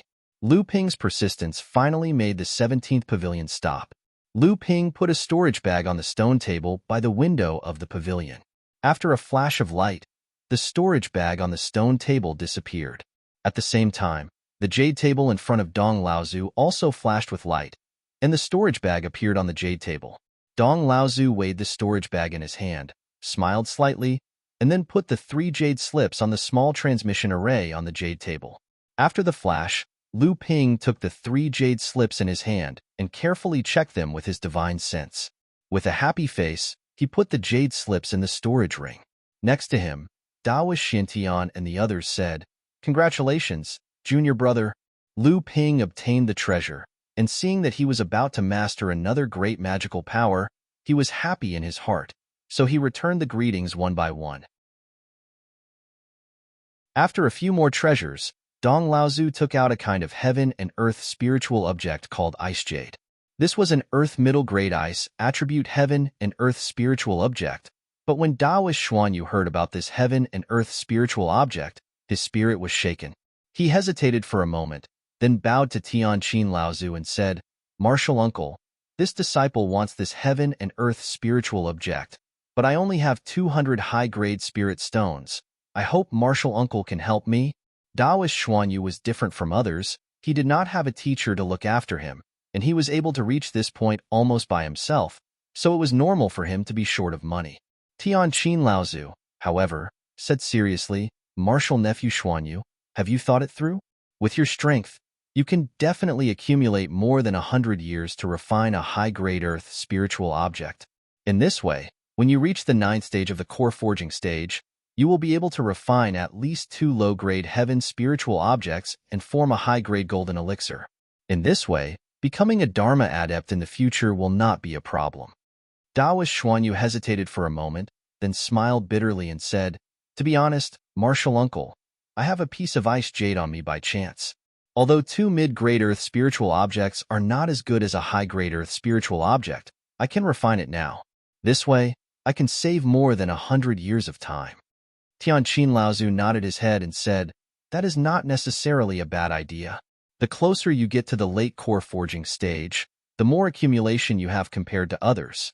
This way, it will be beneficial for you to form a golden elixir in the future. It is just that the benevolent see benevolence, and the wise see wisdom. The key is still whether a practitioner's cultivation can compete with his lifespan." Taoist Xuanyu saw Tianqin Laozu nod his head in agreement and hurriedly said gratefully, "Thank you, Martial Uncle." Tianqin Laozu smiled lightly and said, "You don't have to thank me. This is the sect's reward for the few of you. To be able to meet a suitable heaven and earth spiritual object at this auction is also your luck." At this time, Dong Laozu also introduced the ice jade and said, "Although this ice jade is a mid-grade earth spiritual object, it is also rare among ice spiritual objects. Hence, the starting price is slightly higher. Let's start with 200 high-grade spirit stones."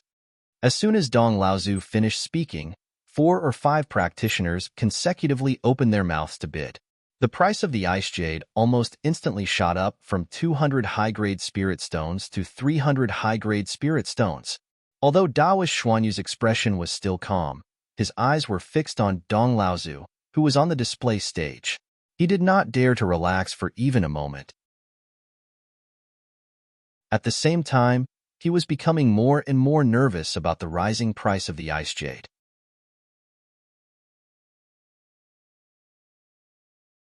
Chapter 512. The ice jade was a mid-grade earth step ice attribute heaven and earth spirit treasure, and it was considered quite a good treasure.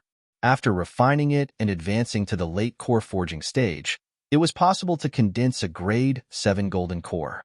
Of course, if one could refine 2 ice jades like Taoist Xuanyu, then the chances of condensing a grade 7 golden core would be greatly increased. Because of this, the ice jade was quite popular among the cultivators in the auction house, and the bidding price had already exceeded 400 high-grade spirit stones. 500 high-grade spirit stones. Lyra Laozu finally bid, and directly raised the price of the ice jade to 500 high-grade spirit stones. It must be known that 500 high-grade spirit stones was an important threshold in this kind of large-scale auction. This was because in the past years, if there was no special requirement for a high-grade earth step spirit treasure, then the starting price would be 500 high-grade spirit stones or above. Of course, it was also very rare for a high-grade earth step spirit treasure to be auctioned with high-grade spirit stones. Unlike Lu Ping, who used 500 high-grade spirit stones to buy the 3 psychic treasure restrictions, Lyra Laozu's 500 high-grade spirit stones had scared off many bidders, but the ice jade was still a heaven and earth spirit treasure, and it was directly related to a cultivator's cultivation, so there were still people who did not give up. 520. Look, 600 high-grade spirit stones. The celestial zither ancestor bid once again. His emotionless voice was filled with an icy chill, as if there was a pressure hidden in his voice that was ready to be released. Lu Ping's expression changed. Lyra Laozu's way of speaking seemed to be a kind of magical ability, but this kind of magical ability was extremely obscure. Dong Laozu, who was in the middle of the auction house, raised his head and looked thoughtfully at the pavilion number 24. His lips moved, but in the end, he did not say anything. This was the privilege of the 40 pavilions. The auction house was not high or low, but Lyra Laozu's bid had revealed too much information. Was it worth it to offend a famous overseas sect for a mid-grade earth-step spirit treasure? Dong Laozu secretly smiled bitterly. This was the weakness of a rogue cultivator. Sure enough, as soon as Lyra Laozu's voice fell, all the cultivators in the auction house who were interested in the ice jade shut their mouths. Even the several pavilions no longer raised the price. It was not that they were afraid of Lyra Laozu, but they could hear from Lyra Laozu's words that he was determined to get the ice jade. A mid-grade earth-step spirit treasure was not enough to attract the attention of these pavilion sections. Moreover, the price of 600 high-grade spirit stones was already the limit of this ice jade. Any more, and it would not be worth it. This way, it could be considered as giving face to the sect of Pavilion number 24. Next time, if other sects took a fancy to a treasure, Jinling's Pavilion number 24 would not make it difficult for them to snatch it. Daoist Xinyu quickly took out 250 high-grade spirit stones from his body and placed them on the stone table together with the storage pouch that Lyra Laozu had taken out. Light flashed twice, and the 600 high-grade spirit stones disappeared. Instead, a jade box containing the ice jade appeared on the stone table. Daoist Xinyu held the jade box in his hands with a happy expression on his face. Everyone congratulated him. Daoist Xinyu was not good with words, so he only returned the greeting one by one. No one knew what he was saying. Everyone understood his character, so they did not care about it. Next, several treasures were auctioned. Among them, there was also a mid-grade earth-step spirit treasure. It just so happened that the attribute of Daoist Xianju's cultivation method was the same. However, there was only one spirit treasure. Daoist Xianju was not like Daoist Xinyu, who already had a similar spirit treasure. Daoist Xianju was an outstanding cultivator of the same generation. Naturally, he disdained to smelt a mid-grade earth-step spirit treasure. In the end, he raised the price to 400 spirit stones before giving up. However, there was still a trace of regret in his heart.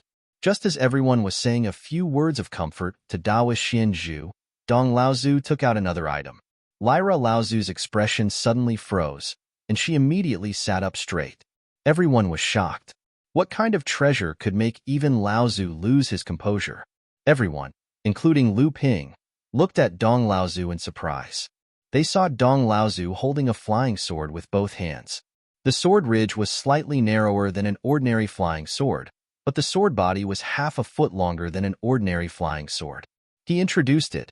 This flying sword is called Thin Water.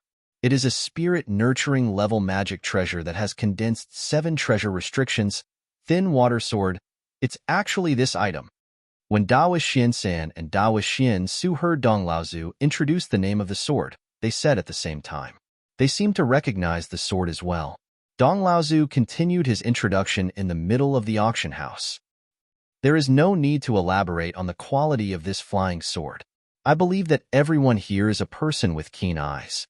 Unfortunately, this sword seems to be a male and female dual sword. If one were to use this sword alone, it would be difficult to display its full power. Even so, a spirit-nurturing level magic treasure is still considered rare. As requested by the auctioneer, the base price of this flying sword will be set at 500 high-grade spirit stones. Everyone, please bid. A spirit-nurturing level magic treasure was priced at 500 high-grade spirit stones. Although this was the lowest quality of a spirit-nurturing magic treasure, the quality of this flying sword did not seem to be able to barely qualify as a spirit-nurturing magic treasure. Therefore, setting such a low price was clearly unreasonable. As a result, everyone in the auction hall began to ponder. It seemed that there was something wrong with this flying sword. They thought about what Dong Laozu had said about this flying sword being a male and female sword. Could it be that after losing one sword, the power of the flying sword was not difficult to display, but difficult to display? For a moment, after Dong Laozu announced the start of the auction, there was an awkward silence in the auction house.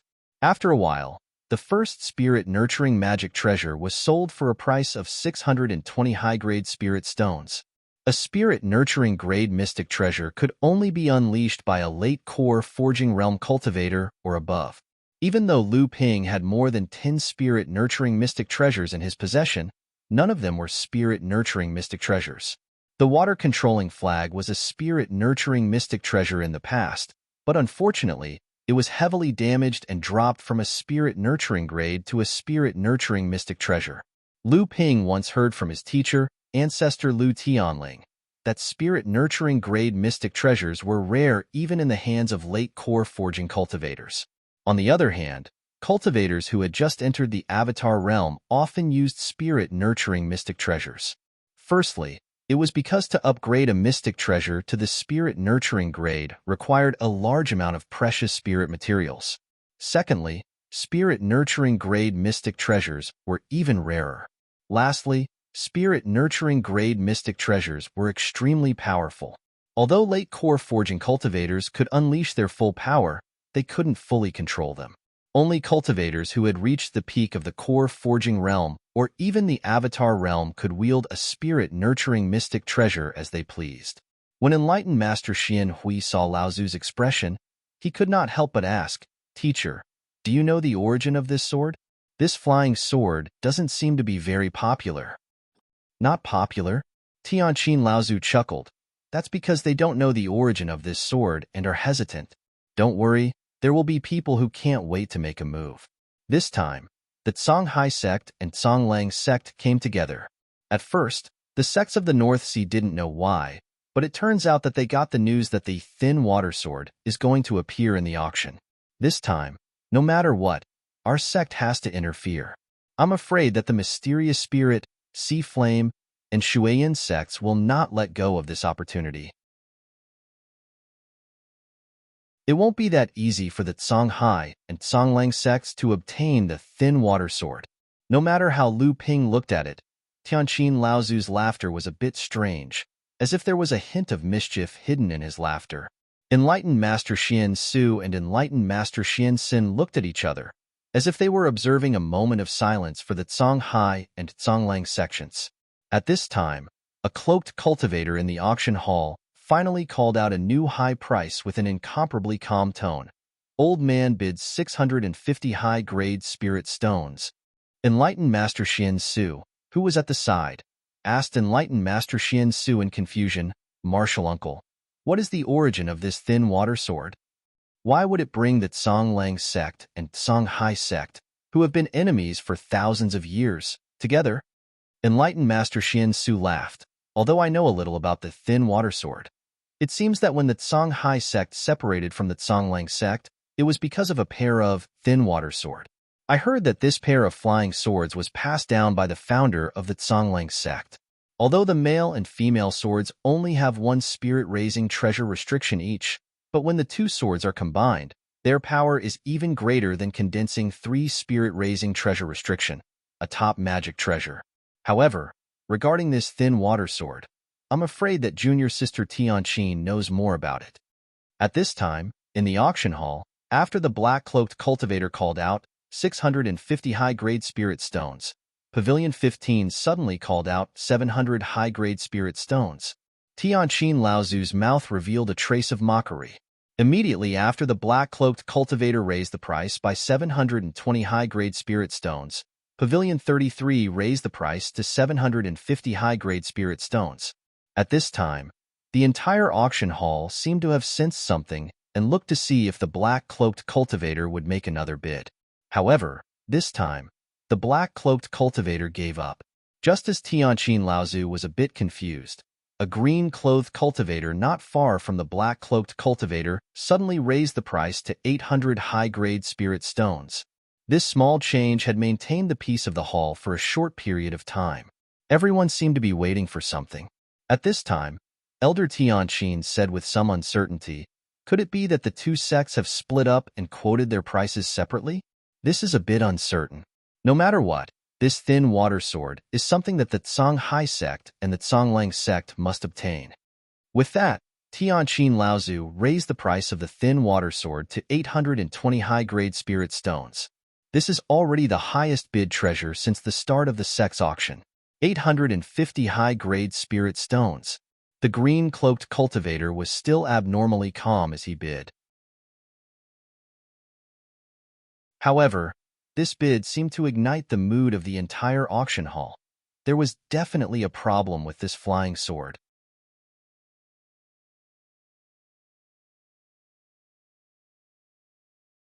Chapter 5:13.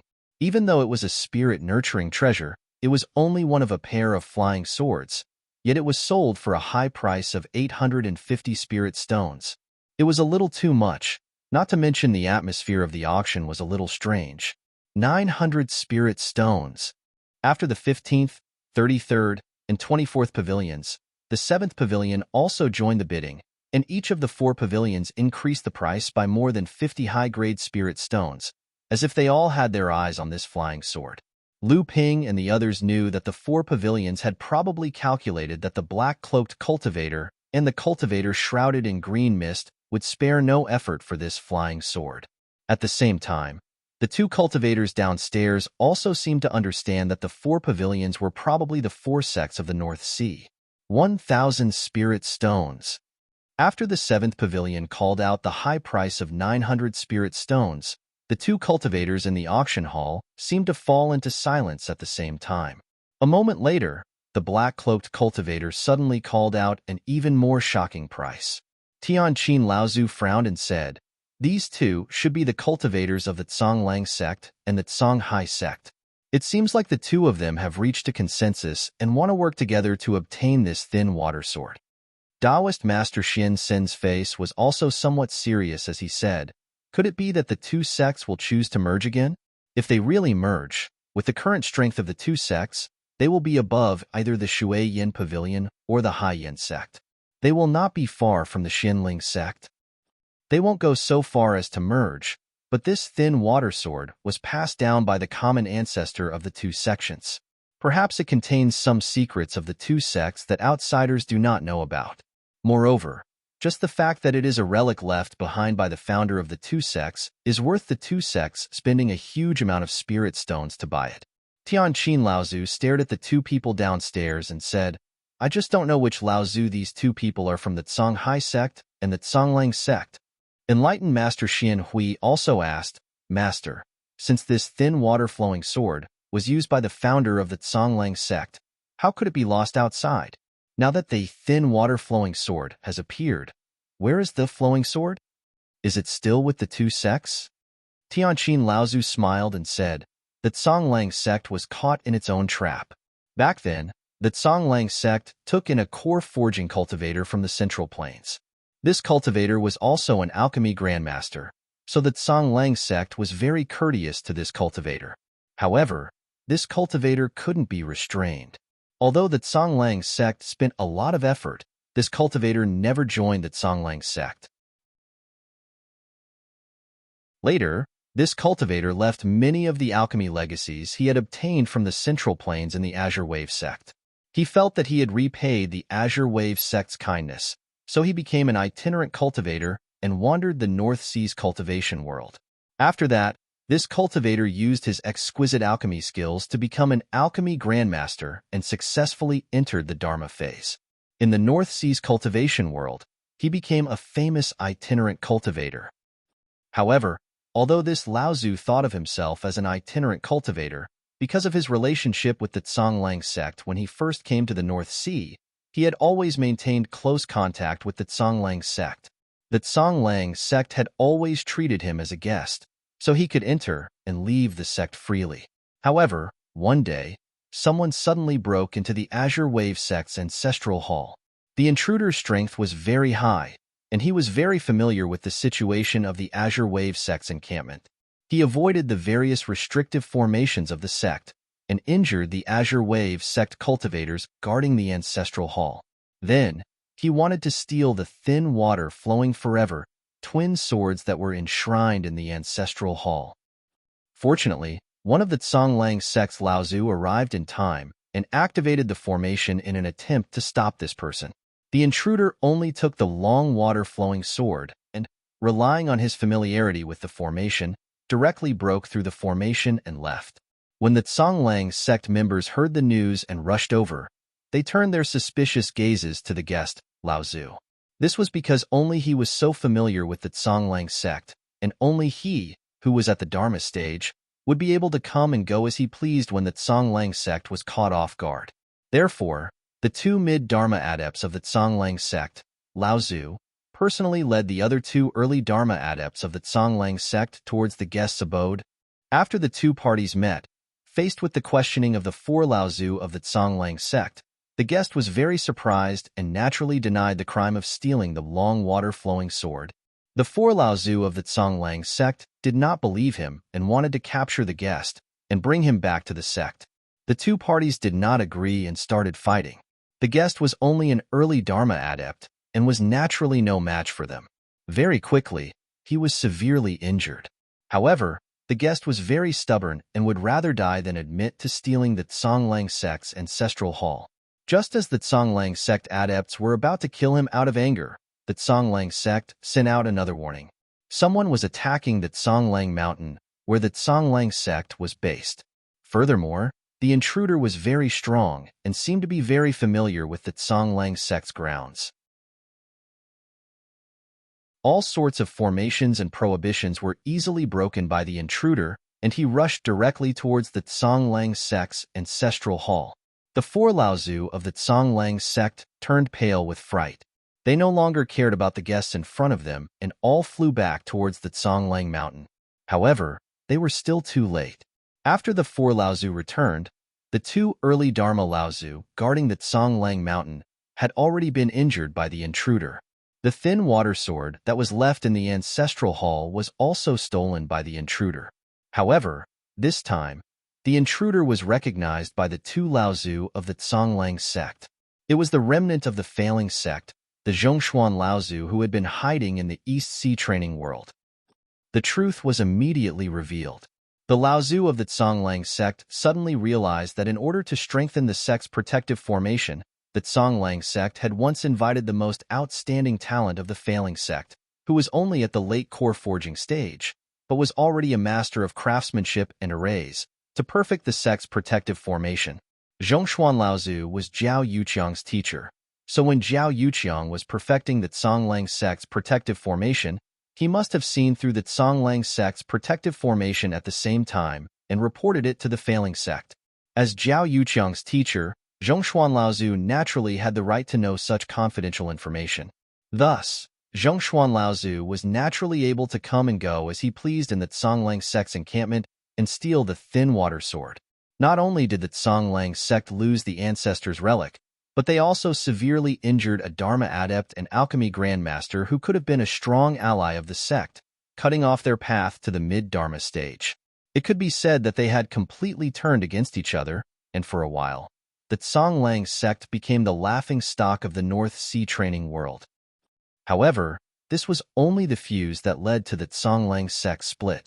The Tsonglang sect originally had 2 mid-Dharma adepts and 4 early Dharma adepts. This level of strength was slightly stronger than the Haiyan sect and Shuiyin Pavilion, and was one of the 25 mid-tier sects in the overseas training world.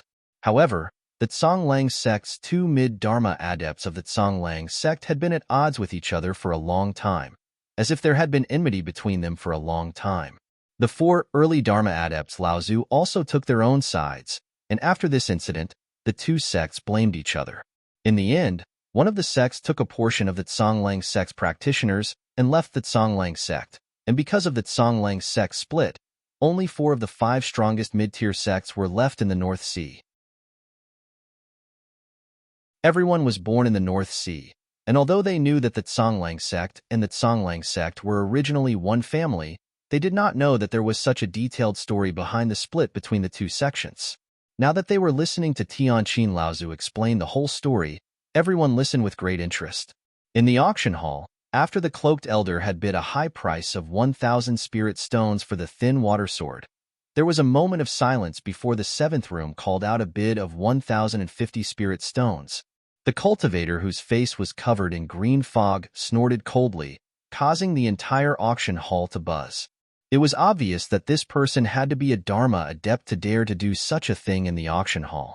However, he did not make a bid, and the black-cloaked cultivator followed suit and called out a bid of 1,100 high-grade spirit stones. This also made everyone more certain that these 2 people were the cultivators of the Tsonglang sect and the Tsonghai sect, and they were Dharma adepts. Spiritual Master Xian Su also added, in the past, the North Sea cultivators joined forces to ambush Zhongxin Laozu in the East Sea, but they did not find the thin water sword on him.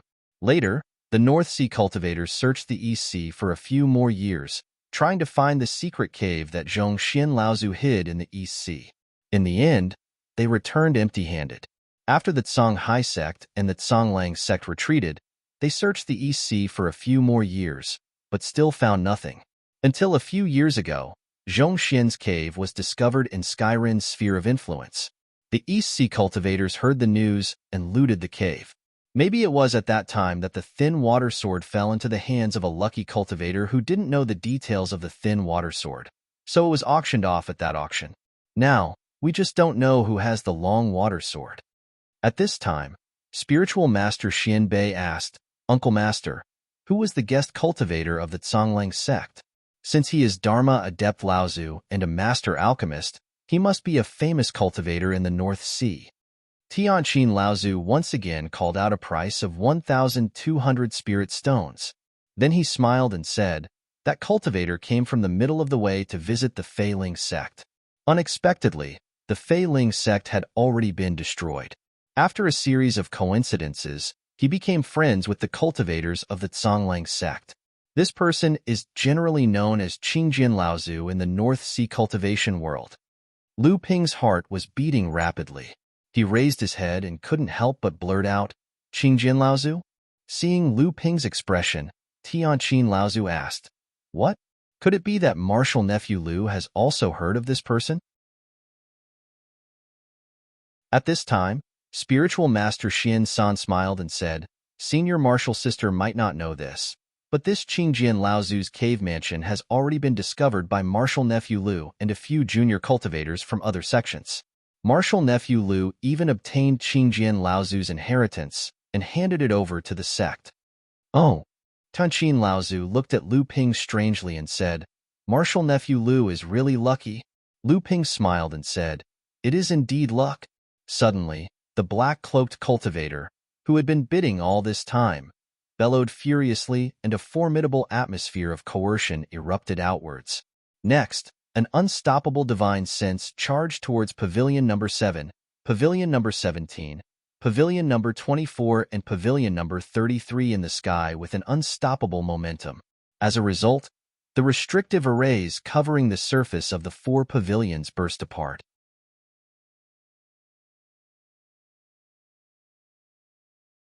Chapter 514. Oh no, it's the Songlang sect's East Pole Laozu. Tianqin Laozu's expression changed, and his hands conjured 12 spells in an instant. However, before he could cast the spells, the divine consciousness of the black-cloaked man had already broken through the seals of the 24th pavilion. Immediately after, the seals that Tianqin Laozu had set up earlier also began to crumble. "Stop! Who are you, sir? How dare you behave so atrociously in this auction?" The order in the auction hall had been thrown into chaos by the sudden outburst of the black-cloaked man. The Dharma Power Laozu, who had been hiding in the dark to maintain order, had never expected that the one to act up on the spot would be a mid-Dharma adept, whose level of practice was no lower than theirs. For a moment, it was too late for them to stop him. However, just as the black-clad cultivator's divine sense was about to break into the tower, the black-clad cultivator suddenly grunted and his body shook violently. It seemed as though he was enduring a great deal of pain. At the same time, he had only just destroyed the restrictive arrays of the other three towers. Just as the identities of the cultivators inside the four towers were about to be exposed, the black-clad cultivator's divine sense abruptly retreated like a receding tide. The green-cloaked cultivator stood up abruptly. At this moment, 7 or 8 auras that were no weaker than those of the black-cloaked cultivator suddenly shot out from the auction hall. They locked onto the black-cloaked cultivator and the green-cloaked cultivator who had suddenly stood up. If the two of them made any further moves, the hidden sects of the Phantom City would be suppressed by the Laozu. For a moment, everyone in the auction hall felt insecure, especially the cultivators near the black-cloaked cultivator. Most of them had been shaken by the sudden outburst of his divine consciousness and were bleeding from their mouths and noses. They had been caught in the crossfire and had wanted to avoid it, but they had been suppressed by the divine consciousness of a few mid-Dharma adepts. However, there were also a few who were not seriously affected. It was clear that the Dharma Power Laozu had also concealed his level of practice to participate in this auction. The black-clothed Laozu reached out to stop the cultivator in the green mist. "Don't move. They are prepared. It's too late now." The cultivator, whose face was covered by the green mist, raised his head and seemed to be looking at pavilions number 7, number 17, number 24, and number 33 floating in the sky. Even though his face was covered by the green mist, Lu Ping and the others seemed to be able to sense the anger in his sharp eyes. The masked cultivator in black said coldly, I really didn't expect that the cultivator in room 24 would have the thought-dissolving powder. I wonder when the secret of the Central Plains Lu family fell into your sex hands? Because of the words of the masked cultivator in black, room 24 became the focus of everyone's attention. However, the reputation of the thought-dissolving powder made many curious cultivators give up on the idea of spying. As for those who had not heard of the thought-dissolving powder, seeing that even the mid-Dharma adept Laozu had been defeated, they naturally would not ask for trouble. In the room, Lu Ping's expression was as cold as still water. He did not feel the slightest bit of joy at being able to trick the mid-Dharma adept Laozu. The words of the masked cultivator in black were obviously using someone else to do his dirty work. Fortunately, the various sects were randomly teleported into the attics. Just now, with the deterrence of the thought-dissolving powder, the cultivators who had the intention of spying on them gave up. Thus, there was no need to worry about others discovering Jinling's identity. Tianqin Laozu formed a seal with 12 different hand seals and set up an even more intricate seal outside the attic to prevent others from spying on them. However, the deterrence of the thought-dissolving powder was enough. In a corner of the auction venue, two cultivators stared at room 24 with bright eyes. After a long time, Liao Ruanjia, who was beside them, secretly asked the cultivator next to him, Brother Runjian, when did the secret of the thought-dissolving powder of our family be leaked?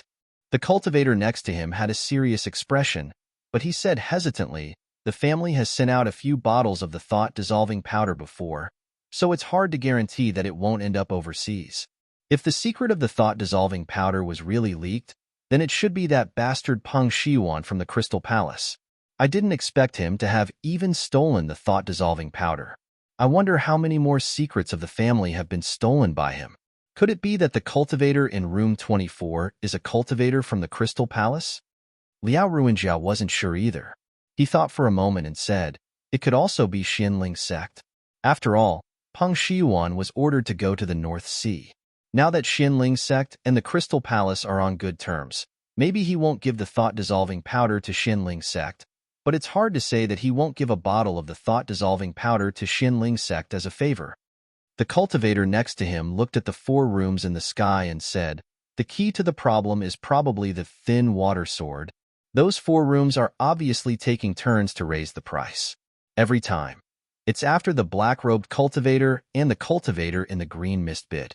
It's obvious that these 4 rooms don't care about the thin water sword, but rather that these 2 people are determined to get the thin water sword. That's why they've tacitly agreed to take turns to bid. It's obvious that they don't want the 2 people to get the thin water sword so easily.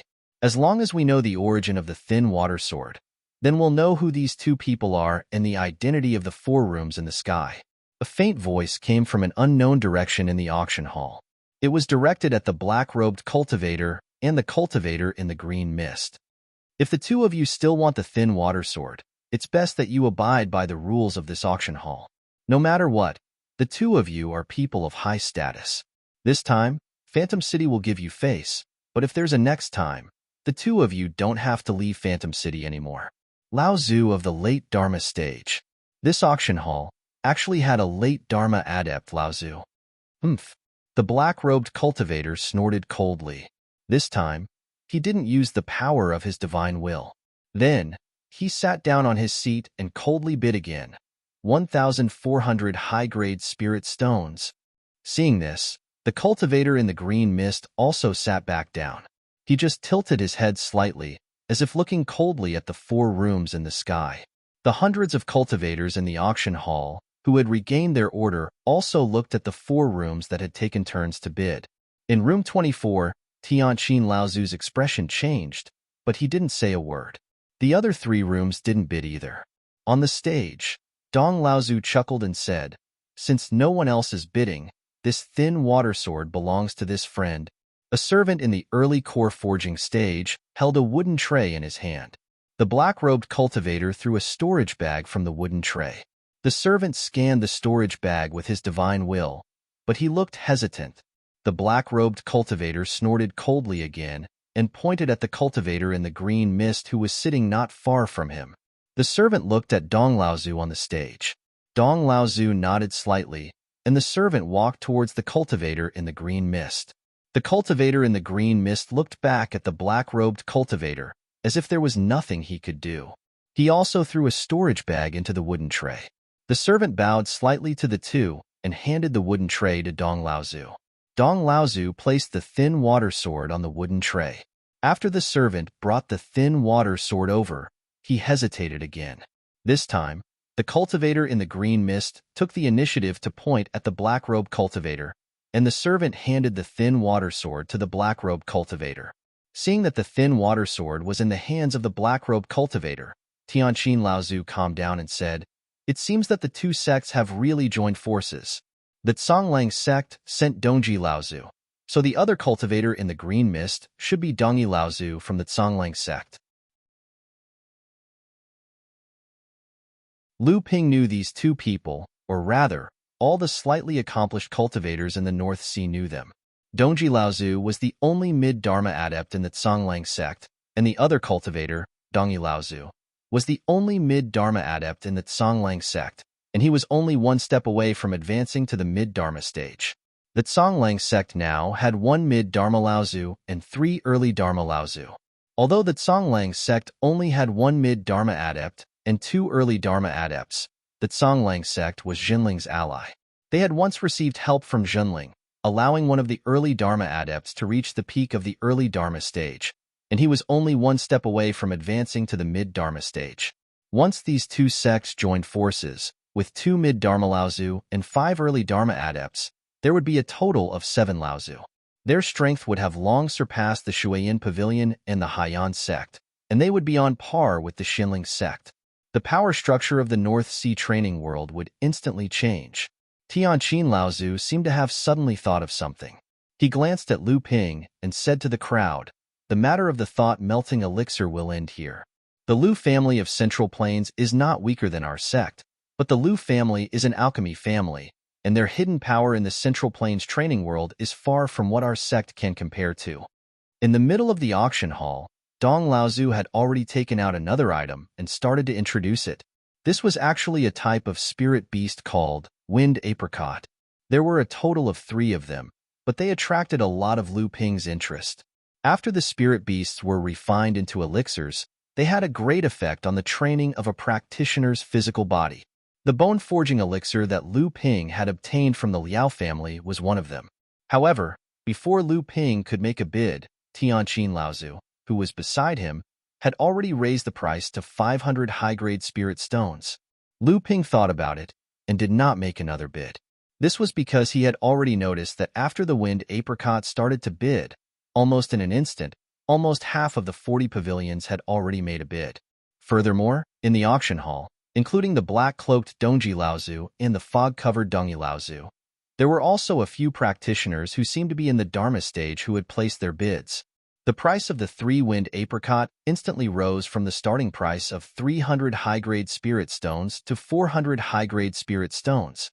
It exceeded 500 and directly reached 600 high-grade spirit stones. Lu Ping patted his chest without anyone noticing and coughed slightly. There was a small house made of gold hanging below his neck, and there were 10 large spirit demon peaches on the spirit demon peach tree in the middle of the gold house, and each one of them was worth as much as the wind apricot.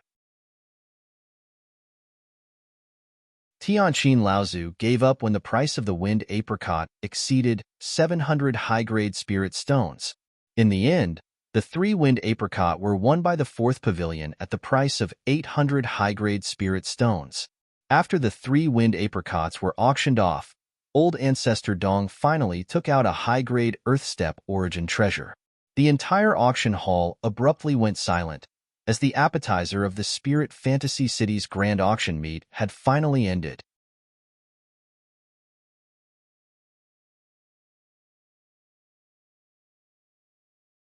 Chapter 5:15. A high-grade Earth-step origin treasure was a threshold for any cultivator who was about to enter the late core forging stage. If a cultivator could refine a high-grade Earth-step origin treasure and advance to the late core forging stage, then there was a 50 to 60% chance that after reaching the ninth layer of core forging, as long as they had a heaven-step origin treasure, they would be able to form a 7th-grade golden core or higher. Of course, like Taoist Master Xuanyu, who had refined 2 mid-grade Earth-step origin treasures, it was also possible for him to refine a heaven-step origin treasure after reaching the ninth layer of core forging. It was just that the price he would have to pay was far higher than refining a high-grade Earth-step origin treasure. However, how many cultivators could successfully refine a high-grade Earth-step origin treasure before advancing to the late core forging stage? Among the 7 most outstanding 6th-layer core forging stage cultivators from Jinling's 3rd generation, only Taoist Master Xintian could directly refine a high-grade Earth-step origin treasure after obtaining it. The others, including Lu Ping's 2nd senior sister, Li Xuanru, and Tianqin Laozu's eldest disciple, Taoist Master Xianhui, would need decades or even hundreds of years of accumulation to refine a high-grade Earth-step origin treasure. Moreover, after the appearance of a high-grade Earth-step origin treasure, the auction house's trading method also changed. The high-grade Earth-step origin treasure that Dong Laozu took out was called the Flying Parasol Wood. It was a wood attribute origin treasure. As soon as this origin treasure was taken out, Taoist Master Xuantian's breathing became rapid. He was Tianlin Laozu's eldest disciple and cultivated Jinling's wood attribute cultivation method. This flying parasol wood was just right for him to refine. Taoist Master Xintian was calculating his net worth when he heard Laozu's voice from outside.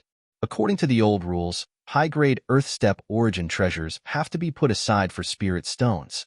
Unless you have top-grade spirit stones to exchange for it, it will generally be bartered according to the auction house's request. The auctioneer has 3 ways to exchange this flying parasol wood. The first way is to exchange it for a high-grade Earth-grade water attribute Fey. This condition was actually the most preferred method of exchange by the auctioneer. However, on this occasion, the cultivators of the sects would not care about this method of exchange.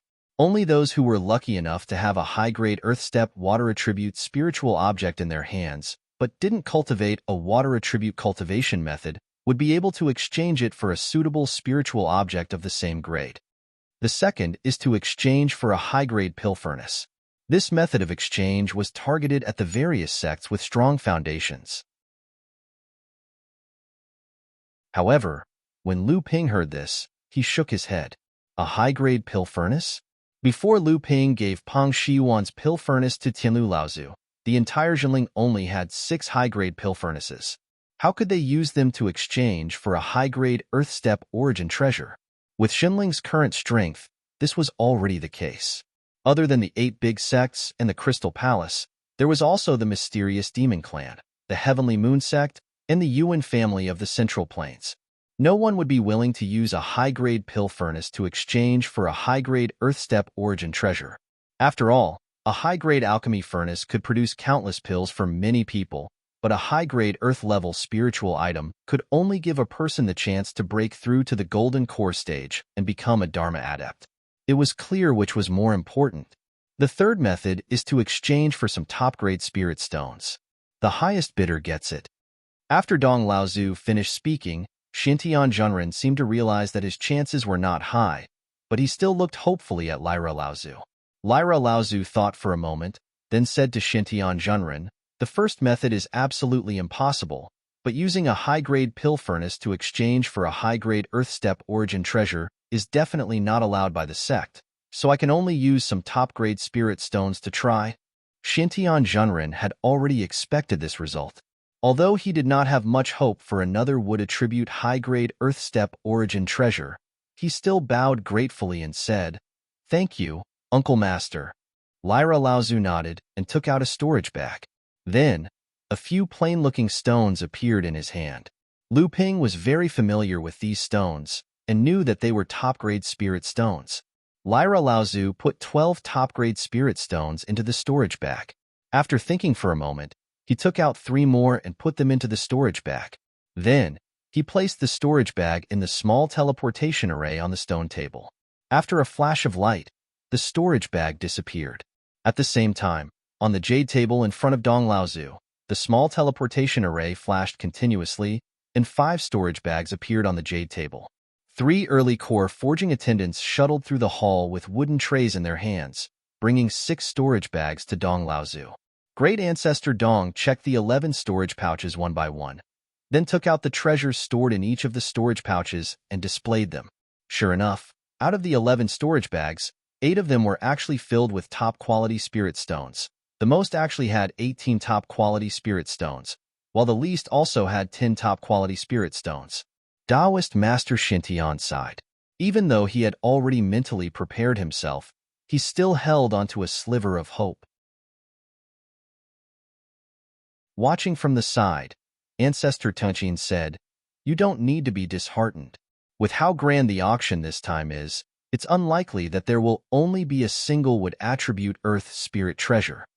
Xintian Zhenren nodded, but from his expression, it was obvious that he did not have much hope for the appearance of another wood attribute origin treasure. As for the other 3 storage bags, Dong Laozu took out a high-grade pill furnace from one of them, causing all the cultivators in the hall to sigh. After Dong Laozu opened the other 2 storage bags, there was actually a high-grade earth step water attribute origin treasure inside.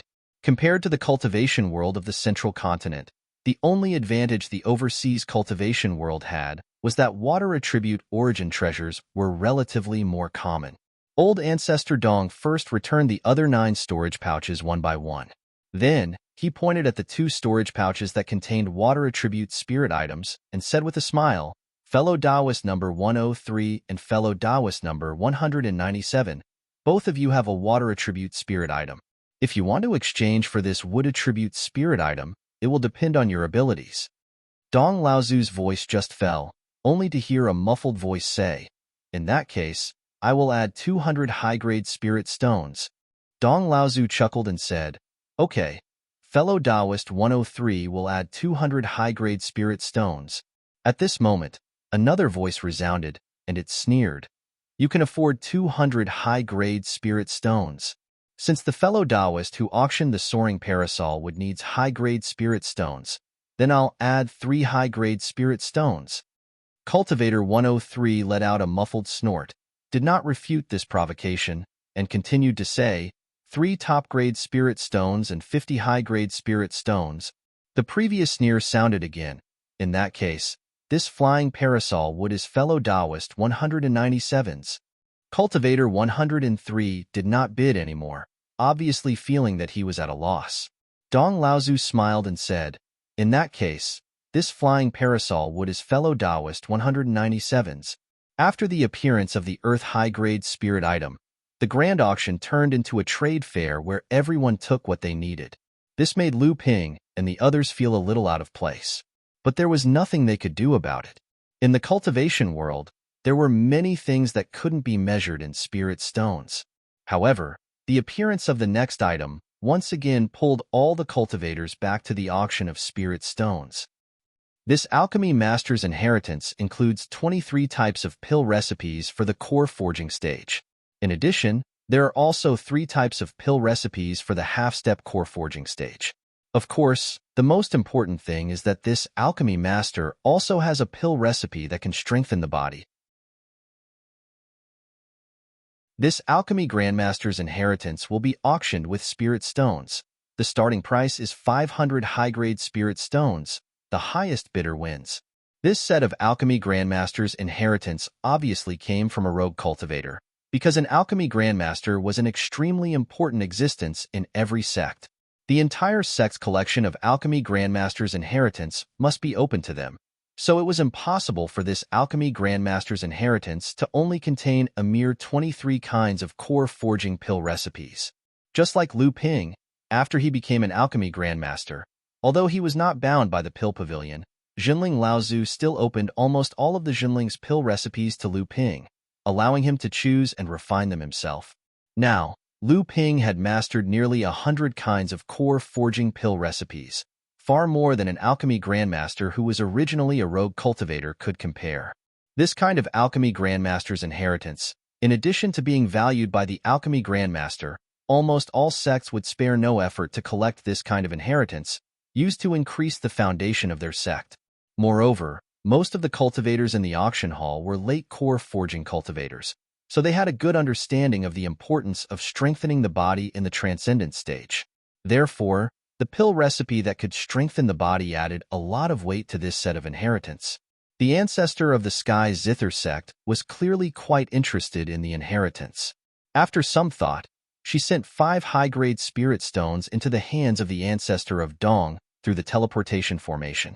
At the same time, several flashes of light appeared on the jade table and several storage pouches appeared on the table. Each storage pouch contained 5 high-grade spirit stones.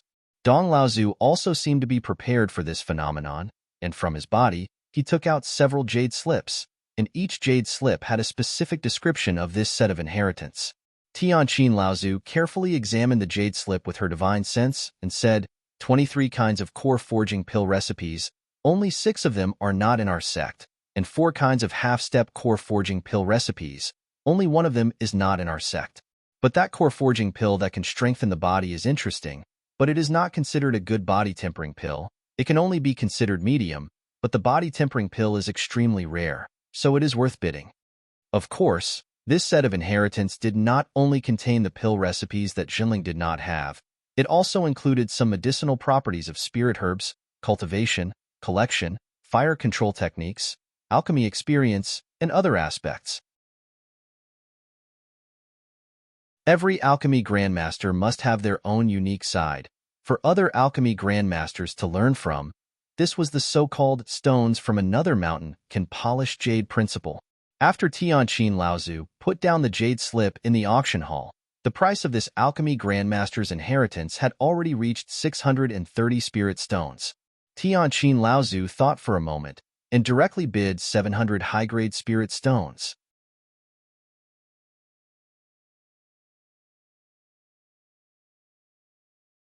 Chapter 5:16. In the end, Tianqin Laozu wasn't able to win the inheritance because the cultivators in the 40th room raised the price to 1,000 high-grade spirit stones. Tianqin Laozu was dumbfounded. He shook his head with a bitter smile and said, with such a large amount of money, it's most likely the Heavenly Moon sect or the Yuan clan from the Middle Earth. No matter what, this inheritance is not worth such a price. After several auction items, a world spirit object that made second senior sister Li Xuanru's heart tremble finally appeared. The Azure Sea Jasper bead was a high-grade Earth-step water attribute world spirit object. The Azure Sea Jasper bead was also known as the Heart of the Ocean. It was a blue bead the size of a fist. The reason why the Azure Sea Jasper bead was called the Heart of the Ocean was that the cultivator who refined it would have a much higher cultivation speed than cultivators of the same level. Moreover, when a cultivator encountered an enemy, the cultivator would have an advantage in recovering their true essence. It was a type of world spirit object that could subdue enemies and was deeply loved by water attribute cultivators. Among the 7 cultivators sent by Jinling, Daoist Xintian cultivated a wood attribute cultivation method, Li Xuanru cultivated a water attribute cultivation method, Daoist Xuanyu cultivated an ice attribute cultivation method, Daoist Xianbei cultivated a wind attribute cultivation method, Daoist Xianju cultivated a metal-water dual attribute cultivation method, Daoist Xianhui cultivated a fire attribute cultivation method, and Daoist Xuansu cultivated an earth attribute cultivation method. The 7 cultivators who had reached the peak of the mid-core forging realm all practiced different types of cultivation methods. It was obvious that this was specially arranged by Jinling to avoid disputes within the sect for the same world spirit object during the auction. Strictly speaking, Daoist Xianju could have used the Azure Sea Jasper bead. Although it wasn't completely suitable, Daoist Xianju had competed for a mid-grade Earth-step world spirit object last time. This time, he couldn't compete with Daoist Li Xuanru.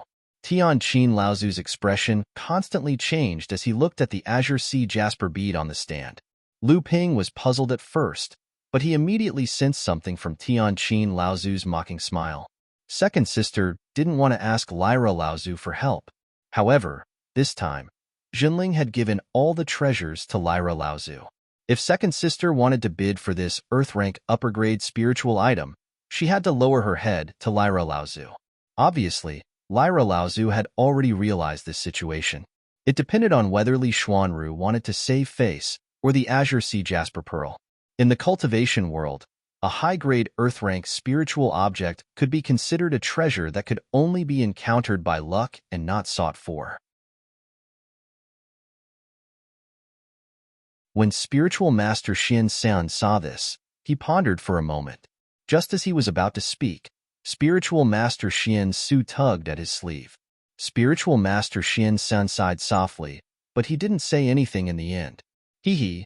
Dong Laozu still had a smile on his face as he continued. The seller's request for this spiritual object is a little special.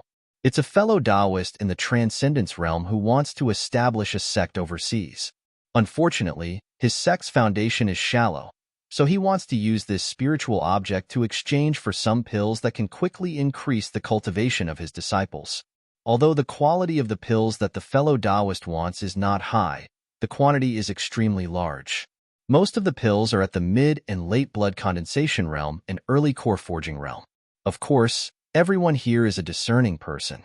There's no need for me to explain the value of this Azure Sea Jasper Pearl. Just don't embarrass yourselves. As soon as Dong Laozu finished speaking, 7 to 8 storage pouches appeared on the jade table in front of him. 5 or 6 cultivators in the hall raised their hands to beckon the attendants to place the storage pouches on a wooden tray in front of Dong Laozu. The requirement to exchange for the Azure Sea Jasper Pearl was actually a little difficult. Perhaps many of the cultivators present had treasures and spirit stones that could match the value of this Azure Sea Jasper Pearl. However, they were all high-level cultivators in the cultivation world. How could they possibly have large amounts of pills that were only used by mid and late blood condensation realm and early core forging realm cultivators? Apart from the deep heritage of the various sects in the pavilions floating in mid-air, only a few alchemists or alchemy grandmasters hidden in the venue might have the ability to gather enough pills. Seeing Li Xuanru's somewhat unwilling expression, Lu Ping thought for a moment and said, "This Azure Sea Jasper Pearl is very important to you, senior sister?" Li Xuanru bit her lip and said in a low voice, "To be honest, junior brother, Master once said that with my talent, even if I can smelt a high-grade Earth-level spiritual item, it will still take a lot of effort to condense a 7th-grade golden core. It will be even more difficult for me to break through to the Dharma stage. Only the Azure Sea Jasper Pearl can help me break through to the Dharma stage because it can shorten the cultivation process." Lu Ping smiled and said, "No matter what, the opportunity is right in front of you. How can you not give it a try? Maybe you can get it." Li Xuanru glanced at Tianqin Laozu behind her and said in a low voice, "How can I be willing to give up? Although I also have a few treasures that I obtained a long time ago, they are nothing compared to this Azure Sea Jasper Pearl, not to mention pills for the blood condensation stage." At this point, Reverend Li Xianru transmitted her voice again in a low voice. "That day, she captured junior martial brother Ian and the 3 of us without any explanation, but she was greatly humiliated by you. Now, she's probably waiting for us to bow our heads to her. If we really bow our heads to her, after we return to the sect, she doesn't need to brag about it herself. Everyone in the pavilion will report what happened at the auction to their respective masters. How can this matter be concealed in the sect? This person has many grievances with Master in the past, and her schemes are top-notch. How can she let go of such an opportunity to attack Master?" Although the people in the pavilions couldn't hear Li Xuanru's voice transmission, they could guess that it had something to do with Tianqin Laozu. Everyone sat quietly and didn't make a sound. However, Lu Ping said in a low voice, "Senior sister, that's not for sure. Who knows, maybe we'll be able to get this spiritual item." Although Lu Ping said in a low voice, he didn't use voice transmission. How could he hide his words from the people in the pavilions? A piercingly cold light flashed in Tianqin Laozu's eyes, but it was caught by Lu Ping's sharp divine sense. Li Xuanru immediately reacted. Her junior brother was a grandmaster alchemist. Thinking about the spirit water meridian nourishing pill that was regarded as a treasure by the sect, as well as the mysterious minor forging spirit pill, Perhaps her junior brother really had a way. However, Li Xuanru still said in a serious tone, "Junior brother, it's fine if you don't want this vast ocean water-avoiding pearl. I know you have a lot of treasures in your hands, but it's best if you don't reveal them. After all, you're only a mid-core forging cultivator. Even if you have the strength of a late-core forging cultivator, in the eyes of a true late-core forging cultivator, you're still not on the same level as them. This is what Master wanted to tell you in the past, but because you were too cautious on Huangli Island and Master was there to take care of you, he didn't warn you." Lu Ping didn't expect Master to give him such an evaluation. Lu Ping thought about what second senior sister had told him. He knew that this was Master's concern for him, so he nodded solemnly. However, Lu Ping immediately smiled.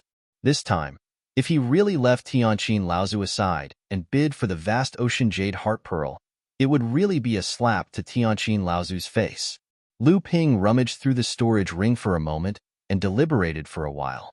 Then, he placed a storage bag on the small teleportation array. In the pavilion, everyone except Tianqin Laozu was astonished. The storage bag disappeared on the small teleportation array, activated by Lu Ping. Dong Laozu was checking the storage bags on the jade table one by one, and he reported the number of elixirs in each storage bag. However, Dong Laozu was still a little disappointed. The price of these items was comparable to a high-grade Earth-rank spiritual item, but it was still too far from the expectations of his old friend who entrusted him to auction the vast ocean jade heart pearl. At this moment, the jade table next to Dong Laozu suddenly lit up with a ray of light again. Dong Laozu held the new storage bag in his hand in surprise.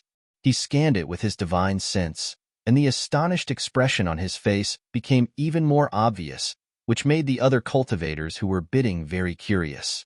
However, Dong Laozu's astonished expression was not because of the number of elixirs in the storage bag. On the contrary, it was because there were only a few kinds of elixir bottles and jade boxes in the storage bag. Every cultivator who participated in the auction took out a large number of elixirs. There were at least dozens of elixir bottles. Among them, there were many special elixirs that were specially used to raise a cultivator's cultivation level. However, these elixirs would have various side effects after consumption. Out of curiosity, Dong Laozu took out 5 jade bottles and 2 jade crystal boxes from the storage bag. Many of the cultivators in the auction house burst into laughter. How dare he take out such little things to show off? Dong Laozu calmly took out one of the jade bottles and the elixir. He carefully checked it, then put it back into the jade bottle and reported 10 7-step marked elixirs. When the cultivators in the auction house heard Dong Laozu start to report the number of elixirs in a serious manner, the noisy auction house immediately quieted down. However, everyone understood that although the 7-step marked elixir was one of the best half-step core forging realm elixirs that could help condense the golden core, even if they filled up the other 5 jade bottles, they might not be able to compare to 1/10 of the vast ocean jade heart pearl. 10 enchanting thought elixirs. Although the enchanting thought elixirs were also good elixirs that could help condense the golden core, they were in fact inferior to the 7-step marked elixirs. 1 bottle of 3 jade spirit elixirs. Dong Laozu said indifferently after he opened the remaining 3 jade bottles. At this time, everyone's attention turned to the remaining 2 jade boxes. Everyone realized that the real mystery could only be solved by these 2 jade crystal boxes. In the pavilion, Tianqin Laozu still did not say a word. Sage Xiansu, on the other hand, was a little nervous. He whispered to Lu Ping and asked, "Martial nephew Lu, are you really confident?" Sage Xiansan was also a little nervous. If things went wrong, even Zhenling's clean reputation would be tarnished. Lu Ping smiled and said, "Martial uncle, don't worry. At the very least, the items in the storage pouches that appeared on the jade table won't be much worse than the items in the storage pouches." Sage Xiansu heaved a sigh of relief when he heard Lu Ping's words. The items that appeared on the jade table were the bids from the various sects in the pavilion. Since Lu Ping said that they did not need to be inferior to them, at least Zhenling would not lose face in front of the cultivators from the overseas region. However, Sage Xiansu was even more curious. What exactly was hidden in Lu Ping's 2 jade boxes that could be comparable to the dozens of elixir bottles from the other sects? On the platform, Dong Laozu's eyes lit up and he said with some surprise.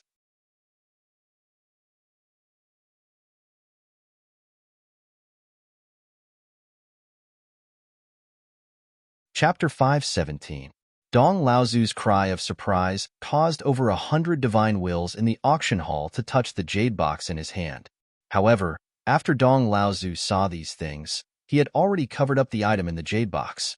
When everyone's divine wills probed it, they all retreated after hitting a wall. Everyone could only watch as Dong Laozu opened the other jade box calmly.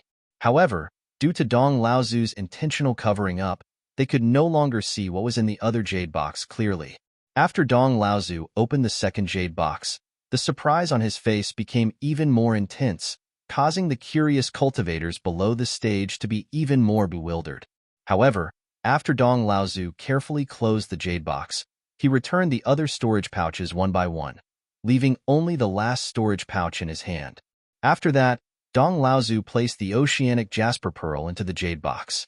After that, the teleportation light on the jade table flickered. Obviously, Dong Laozu believed that the person who sent the last storage pouch was the owner of this high-grade earth-rank spiritual item.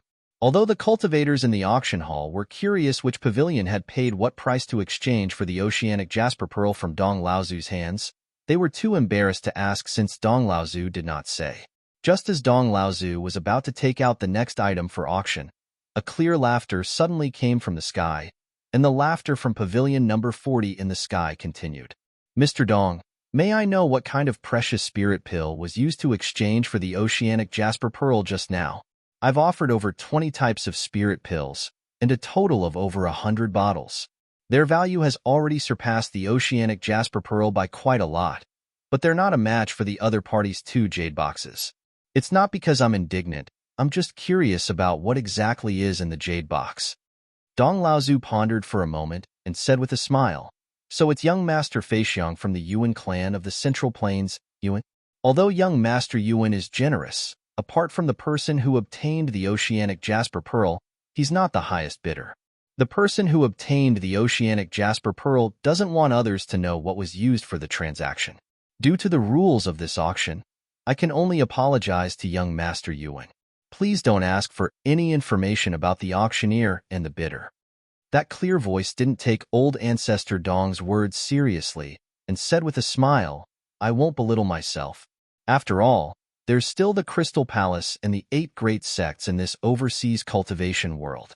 It's normal for me to be inferior to them. It's just that I'm unable to find out exactly what the medicinal pill used to exchange for the oceanic jade heart pearl is.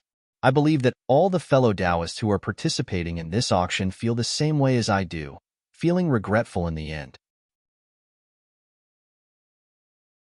Dong Laozu chuckled and didn't say anything else. Instead, he took out the next item and introduced it to the people in the auction hall. The interruption of the young master from the Central Plains was like a tidbit in this auction. However, many cultivators who had participated in the overseas auction knew in their hearts that this was the effect of the Yuan clan's reputation as the #1 clan in the cultivation world.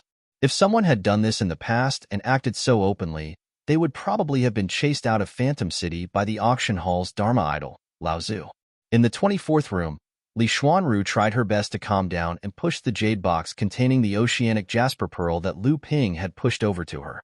She said, "Junior brother, you also cultivate a water attribute cultivation method and are only a step away from advancing to the 6th layer of the core forging realm. This oceanic jasper pearl is really too precious. Junior brother, you should keep it for your own use. Senior sister, you know your own strength very well. Even with this oceanic jasper pearl, I'm afraid it'll take 100 years of accumulation before you can refine it. Junior brother's strength far surpasses senior sister's. I'm afraid that once you advance to the 6th layer of the core forging realm, you'll be able to refine this kind of high-grade earth-rank spiritual item." Lu Ping smiled and said, "Senior martial sister, feel free to use it. I have my own plans for the spirit pellets. I need to break through to the late core forging realm. Besides, I just happen to have a few suitable spirit pellets on me, which is why I was able to win the auction. Otherwise, with my wealth, how could I have traded for such a treasure?" Li Xuanru still shook her head and said, "This item is really too precious. No matter what, I can't casually use it. I'm afraid I won't be able to return it in the future. Lu Ping laughed involuntarily and said, Senior sister, did you forget that this auction is for the sect to collect spiritual items for you to advance to the late stage of the core forging realm? Could it be that Senior Sister is afraid that the sect won't compensate you after you return? Li Xuanru's eyes lit up when she heard Lu Ping's words. She said, That's right. This is a treasure that Junior Brother helped the sect obtain. The sect has always been clear about rewards and punishments. How could we let Junior Brother suffer a loss? Moreover, Teacher is in charge of the sect. Hee, Senior Sister didn't think of this. Lu Ping pushed the jade box back to Li Xuanru and said with a smile, Senior Sister, you're confused because you're too concerned? Li Xuanru happily put the jade box away. She no longer cared about talking to Lu Ping. Instead, she carefully looked at the huge pearl in the jade box with a heart full of joy. Li Xuanru really felt that the deep ocean jade pearl was indeed too precious. She also wanted to use this opportunity to deliberately put on a show with Lu Ping and humiliate Tianqin Laozu. Lu Ping also understood this very well. Naturally, they cooperated very well. This could be considered as a blatant provocation to a Dharma adept, Laozu. In all fairness, Lu Ping and his junior brother were also very daring. They did not respect the Dharma Laozu of their own sect at all. In the eyes of others, this was simply an act of seeking death. If the two of them did not have a Dharma adept standing behind them, they would definitely not have the guts to provoke a Dharma adept, Lu Ping. This could be considered as a fox exploiting a tiger's might. However, Lu Ping could also see clearly that after this Tianqin Laozu returned to the sect, there would definitely be a fight between him and his teacher. Lu Tianling Laozu was decisive and had quite a bit of prestige in Zhenling. Naturally, she was not someone to be trifled with. This time, when she regained control of Zhenling, she actually held the real power of the sect leader. With the righteousness of the sect in her hands, she was even more unafraid of Tianqin Laozu's provocation. However, this time, the actions of Lu Ping and his junior brother were also hoping to further damage Tianqin Laozu's prestige in the sect. This would make her even more vulnerable when facing her teacher after she returned to the sect. The atmosphere in room number 24 was very awkward. Although Tianqin Laozu was still sitting in the room without moving, the whole room was filled with the coldness of her body, causing spiritual master Xintian and the other third-generation disciples to be as quiet as cicadas in winter. Spiritual master Xuanqu's expression was a bit unhappy. Even spiritual master Xianxin was a bit displeased by Lu Ping's naked provocation. They were all the best among the second-generation disciples. Although Lu Ping's actions this time were aimed at Tianqin Laozu, it was also a performance of a third-generation disciple being domineering and not putting the second-generation disciples in their eyes. Regarding this, Lu Ping also felt a bit helpless. His actions just now were more or less thoughtless. However, for an item like the azure blue heart pearl that could only be encountered by chance, and it just so happened that Lu Ping had something suitable to exchange for it, even if it was not suitable for Li Xuanru, Lu Ping would not let it go. Because the next time he encountered the same thing, Lu Ping was not confident that he would be able to meet the requirements of the auctioneer. After Dong Laozu revealed the identity of Yuan Fei Fei of the Yuan family in room number 40, Lu Ping's attention was immediately drawn away from the room. Lu Ping could not help but think of the embroidered clothed cultivator who was accompanied by Shangguan Hao in front of the store of bountiful treasures that day. Shangguan Hao was someone he had to kill. Just because he knew the identity of Samling, Lu Ping had no reason to let this person who could bring danger to him live. However, if Lu Ping wanted to kill Shangguan Hao, it was obvious that Yuan Fei Fei was an obstacle. Although Lu Ping had never been to the Central Plains, he still knew the prestige of the Yuan family.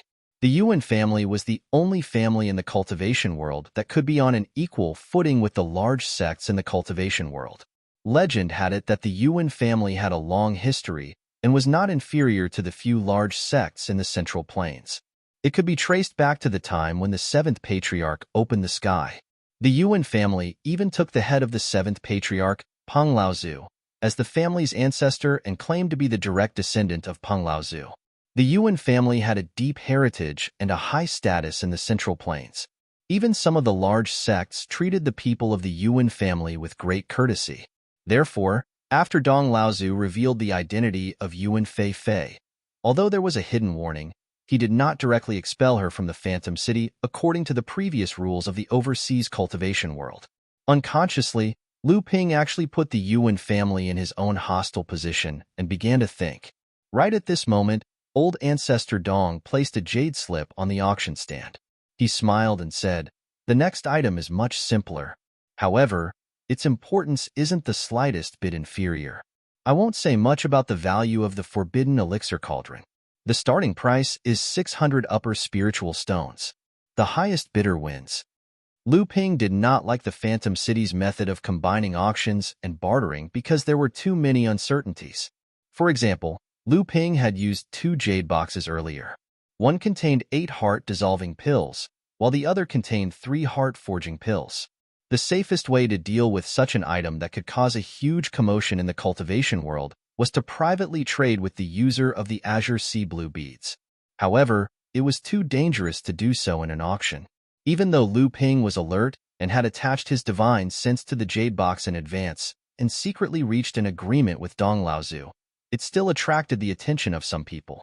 However, Lu Ping had to admit that the Phantom City could only use this method to gather as many cultivators from the overseas cultivation world as possible. Otherwise, it would be very difficult for Lu Ping to obtain the azure sea blue beads in such a way. The appearance of the forbidden elixir cauldron seemed to have given Tianqin Laozu a way to vent her anger. The starting price of 7 highest spiritual stones attracted many big and small forces and even high-level rogue cultivators to participate in the bidding. The price of the forbidden elixir cauldron quickly broke through 1,000 upper spiritual stones. 1,100 upper spiritual stones. Tianqin Laozu called out a new high price calmly. However, Lu Ping could hear the coldness in her calm voice. Spiritual Master Xian San, who was at the side, said, "Senior sister, this price is..." Tianqin Laozu coldly interrupted Spiritual Master Xian San and said, "Junior brother, you don't have to worry about this. You don't know how important the forbidden elixir cauldron is to our sect. But, all right, I know what I'm doing."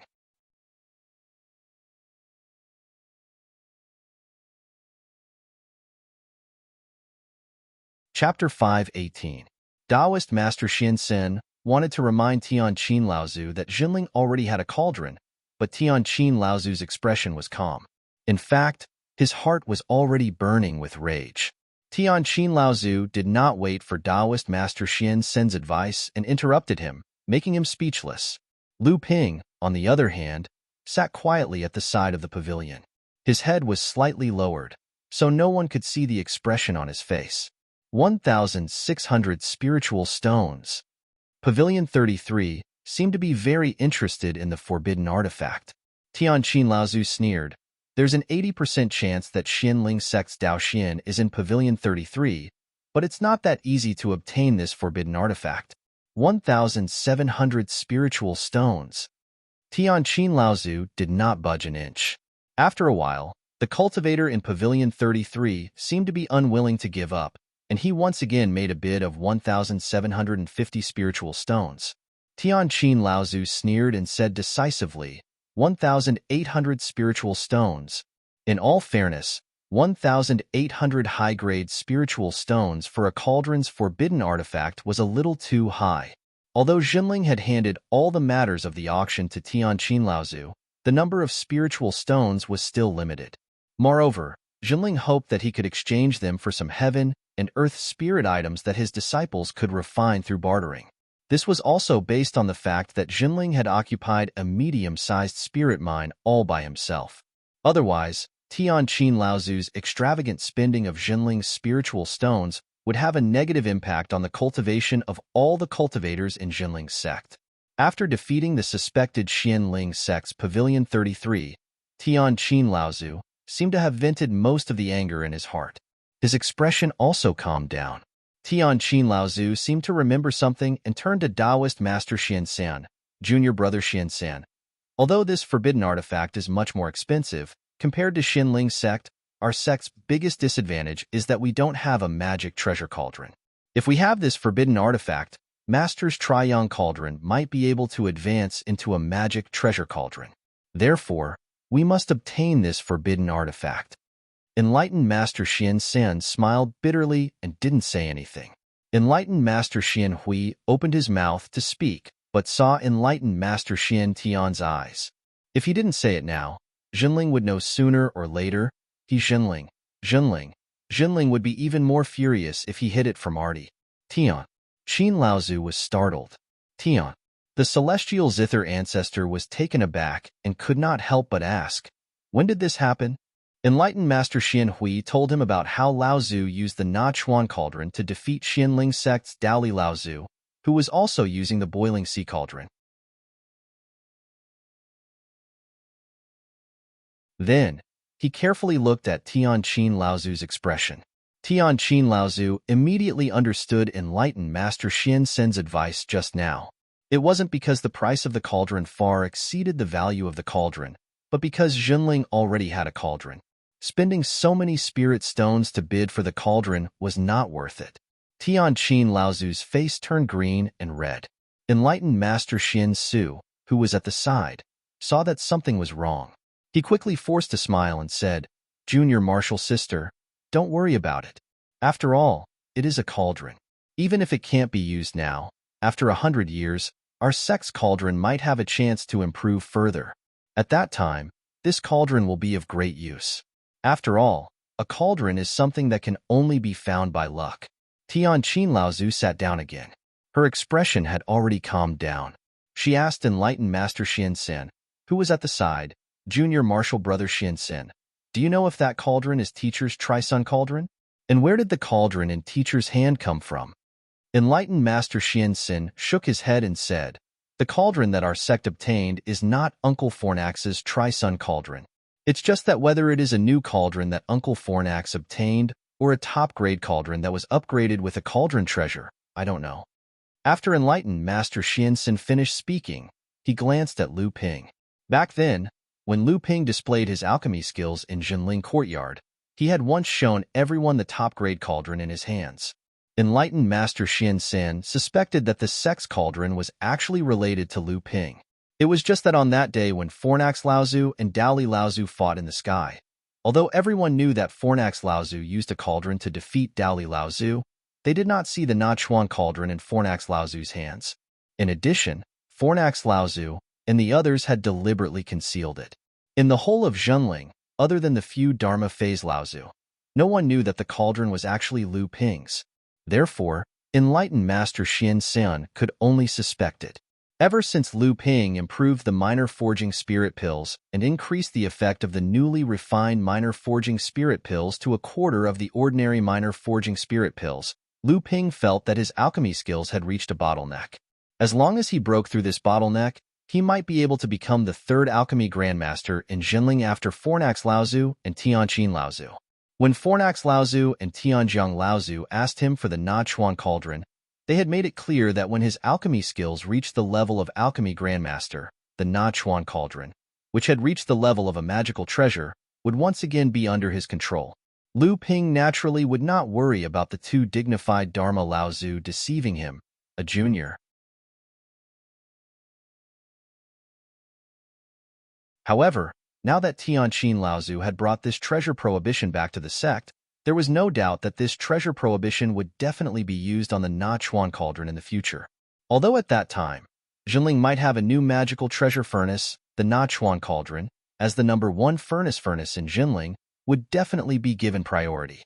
In this way, the second treasure prohibition of the Nachuan Cauldron would also be settled, and Lu Ping himself also had a treasure prohibition of the pill furnace that he had obtained from Pang Shiyuan, so it was possible for the Nachuan Cauldron to be directly promoted to the level of a psychic pill furnace. For such a good thing, Lu Ping naturally had no reason to refuse. The key now was to not let Tian Qin Laozu notice the joy on his face at this time. Although Lu Ping tried his best to remain calm, Tian Qin Laozu and the others were all shrewd people. Perhaps if Lu Ping's expression changed slightly, they would be able to see some clues. Therefore, Lu Ping simply lowered his head slightly, so that others could not see the expression on his face.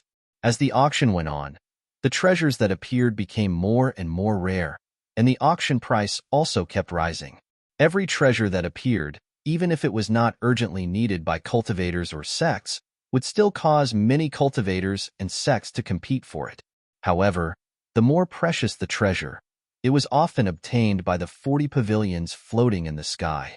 After all, the scattered cultivators in the auction venue were absolutely unable to compare with the financial resources of these large and medium-sized sections. Tianqin Laozu also frequently made a bid, but often had to give up after increasing the price once or twice. In the end, the number of treasures that were obtained from these pavilions could distinguish the large and medium-sized sects among these pavilions. These large sects, at least the large sects of the Eastern Sea, each possessed at least one large spirit stone vein. Compared to the entire Northern Sea, which only had one newly discovered large spirit stone vein, it was unknown how many times richer they were. Not to mention the treasures that Lu Ping and the others were envious of. Even Tianqin Laozu could only watch as other pavilions obtained treasures at jaw-dropping prices, causing Tianqin Laozu to sigh repeatedly. There were also several Earth-grade and high-grade heaven and earth phase.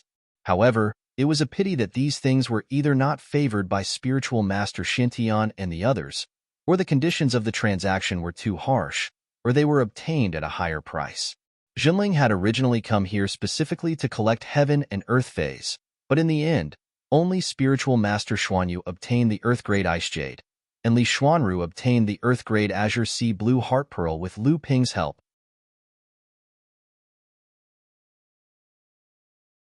Seeing the envious gazes that Xintian and the others had on Li Xuanru, who had been studying the azure sea blue heart pearl in her hand, Tianqin Laozu's expression became increasingly unsightly. Fortunately, a heaven and earth fey finally appeared, and its conditions for the transaction made Tianqin Laozu's eyes light up. Jade liquid flowing goblet. This was a peculiar heaven and earth fey, or rather, a peculiar coexistence of two kinds of heaven and earth fey. This was a peculiar water attribute earth-grade fey, and it existed within a metal attribute heaven and earth fey. Furthermore, this metal attribute heaven and earth fey was also earth-grade. This was obviously a kind of treasure that was specially prepared for spiritual master Xianju. After spiritual master Xianju saw the introduction of this peculiar heaven and spiritual master Xianju no longer cared about his pursuit of earth-grade heaven and spiritual master Xianju fervently asked Tianqin Laozu, "Martial uncle, please help this disciple obtain this treasure." This disciple feels that this treasure is more suitable than smelting a metal attribute or water attribute heaven and earth fey. Back then, Tianqin Laozu was quite fond of Tian Shui Laozu. Tian Shui Laozu's disciple, spiritual master Xianju, was Tianqin Laozu's good friend, and spiritual master Xianju was spiritual master Xuanju's disciple. Spiritual master Xianju had served as teacher and was also very familiar with Tianqin Laozu. Tianqin Laozu enjoyed the feeling of having a junior disciple rely on him. In addition, Tianqin Laozu and spiritual master Xianju were already familiar with each other. Thus, Tianqin Laozu smiled and said, "Martial uncle, I will naturally do my best. However, those who covet this jade liquid flowing goblet probably won't say anything. The rest can only depend on luck." Jade liquid flowing goblet was a coexistence form that was extremely rare in the cultivation world. Its rarity was probably even higher than earth-grade heaven and earth fey.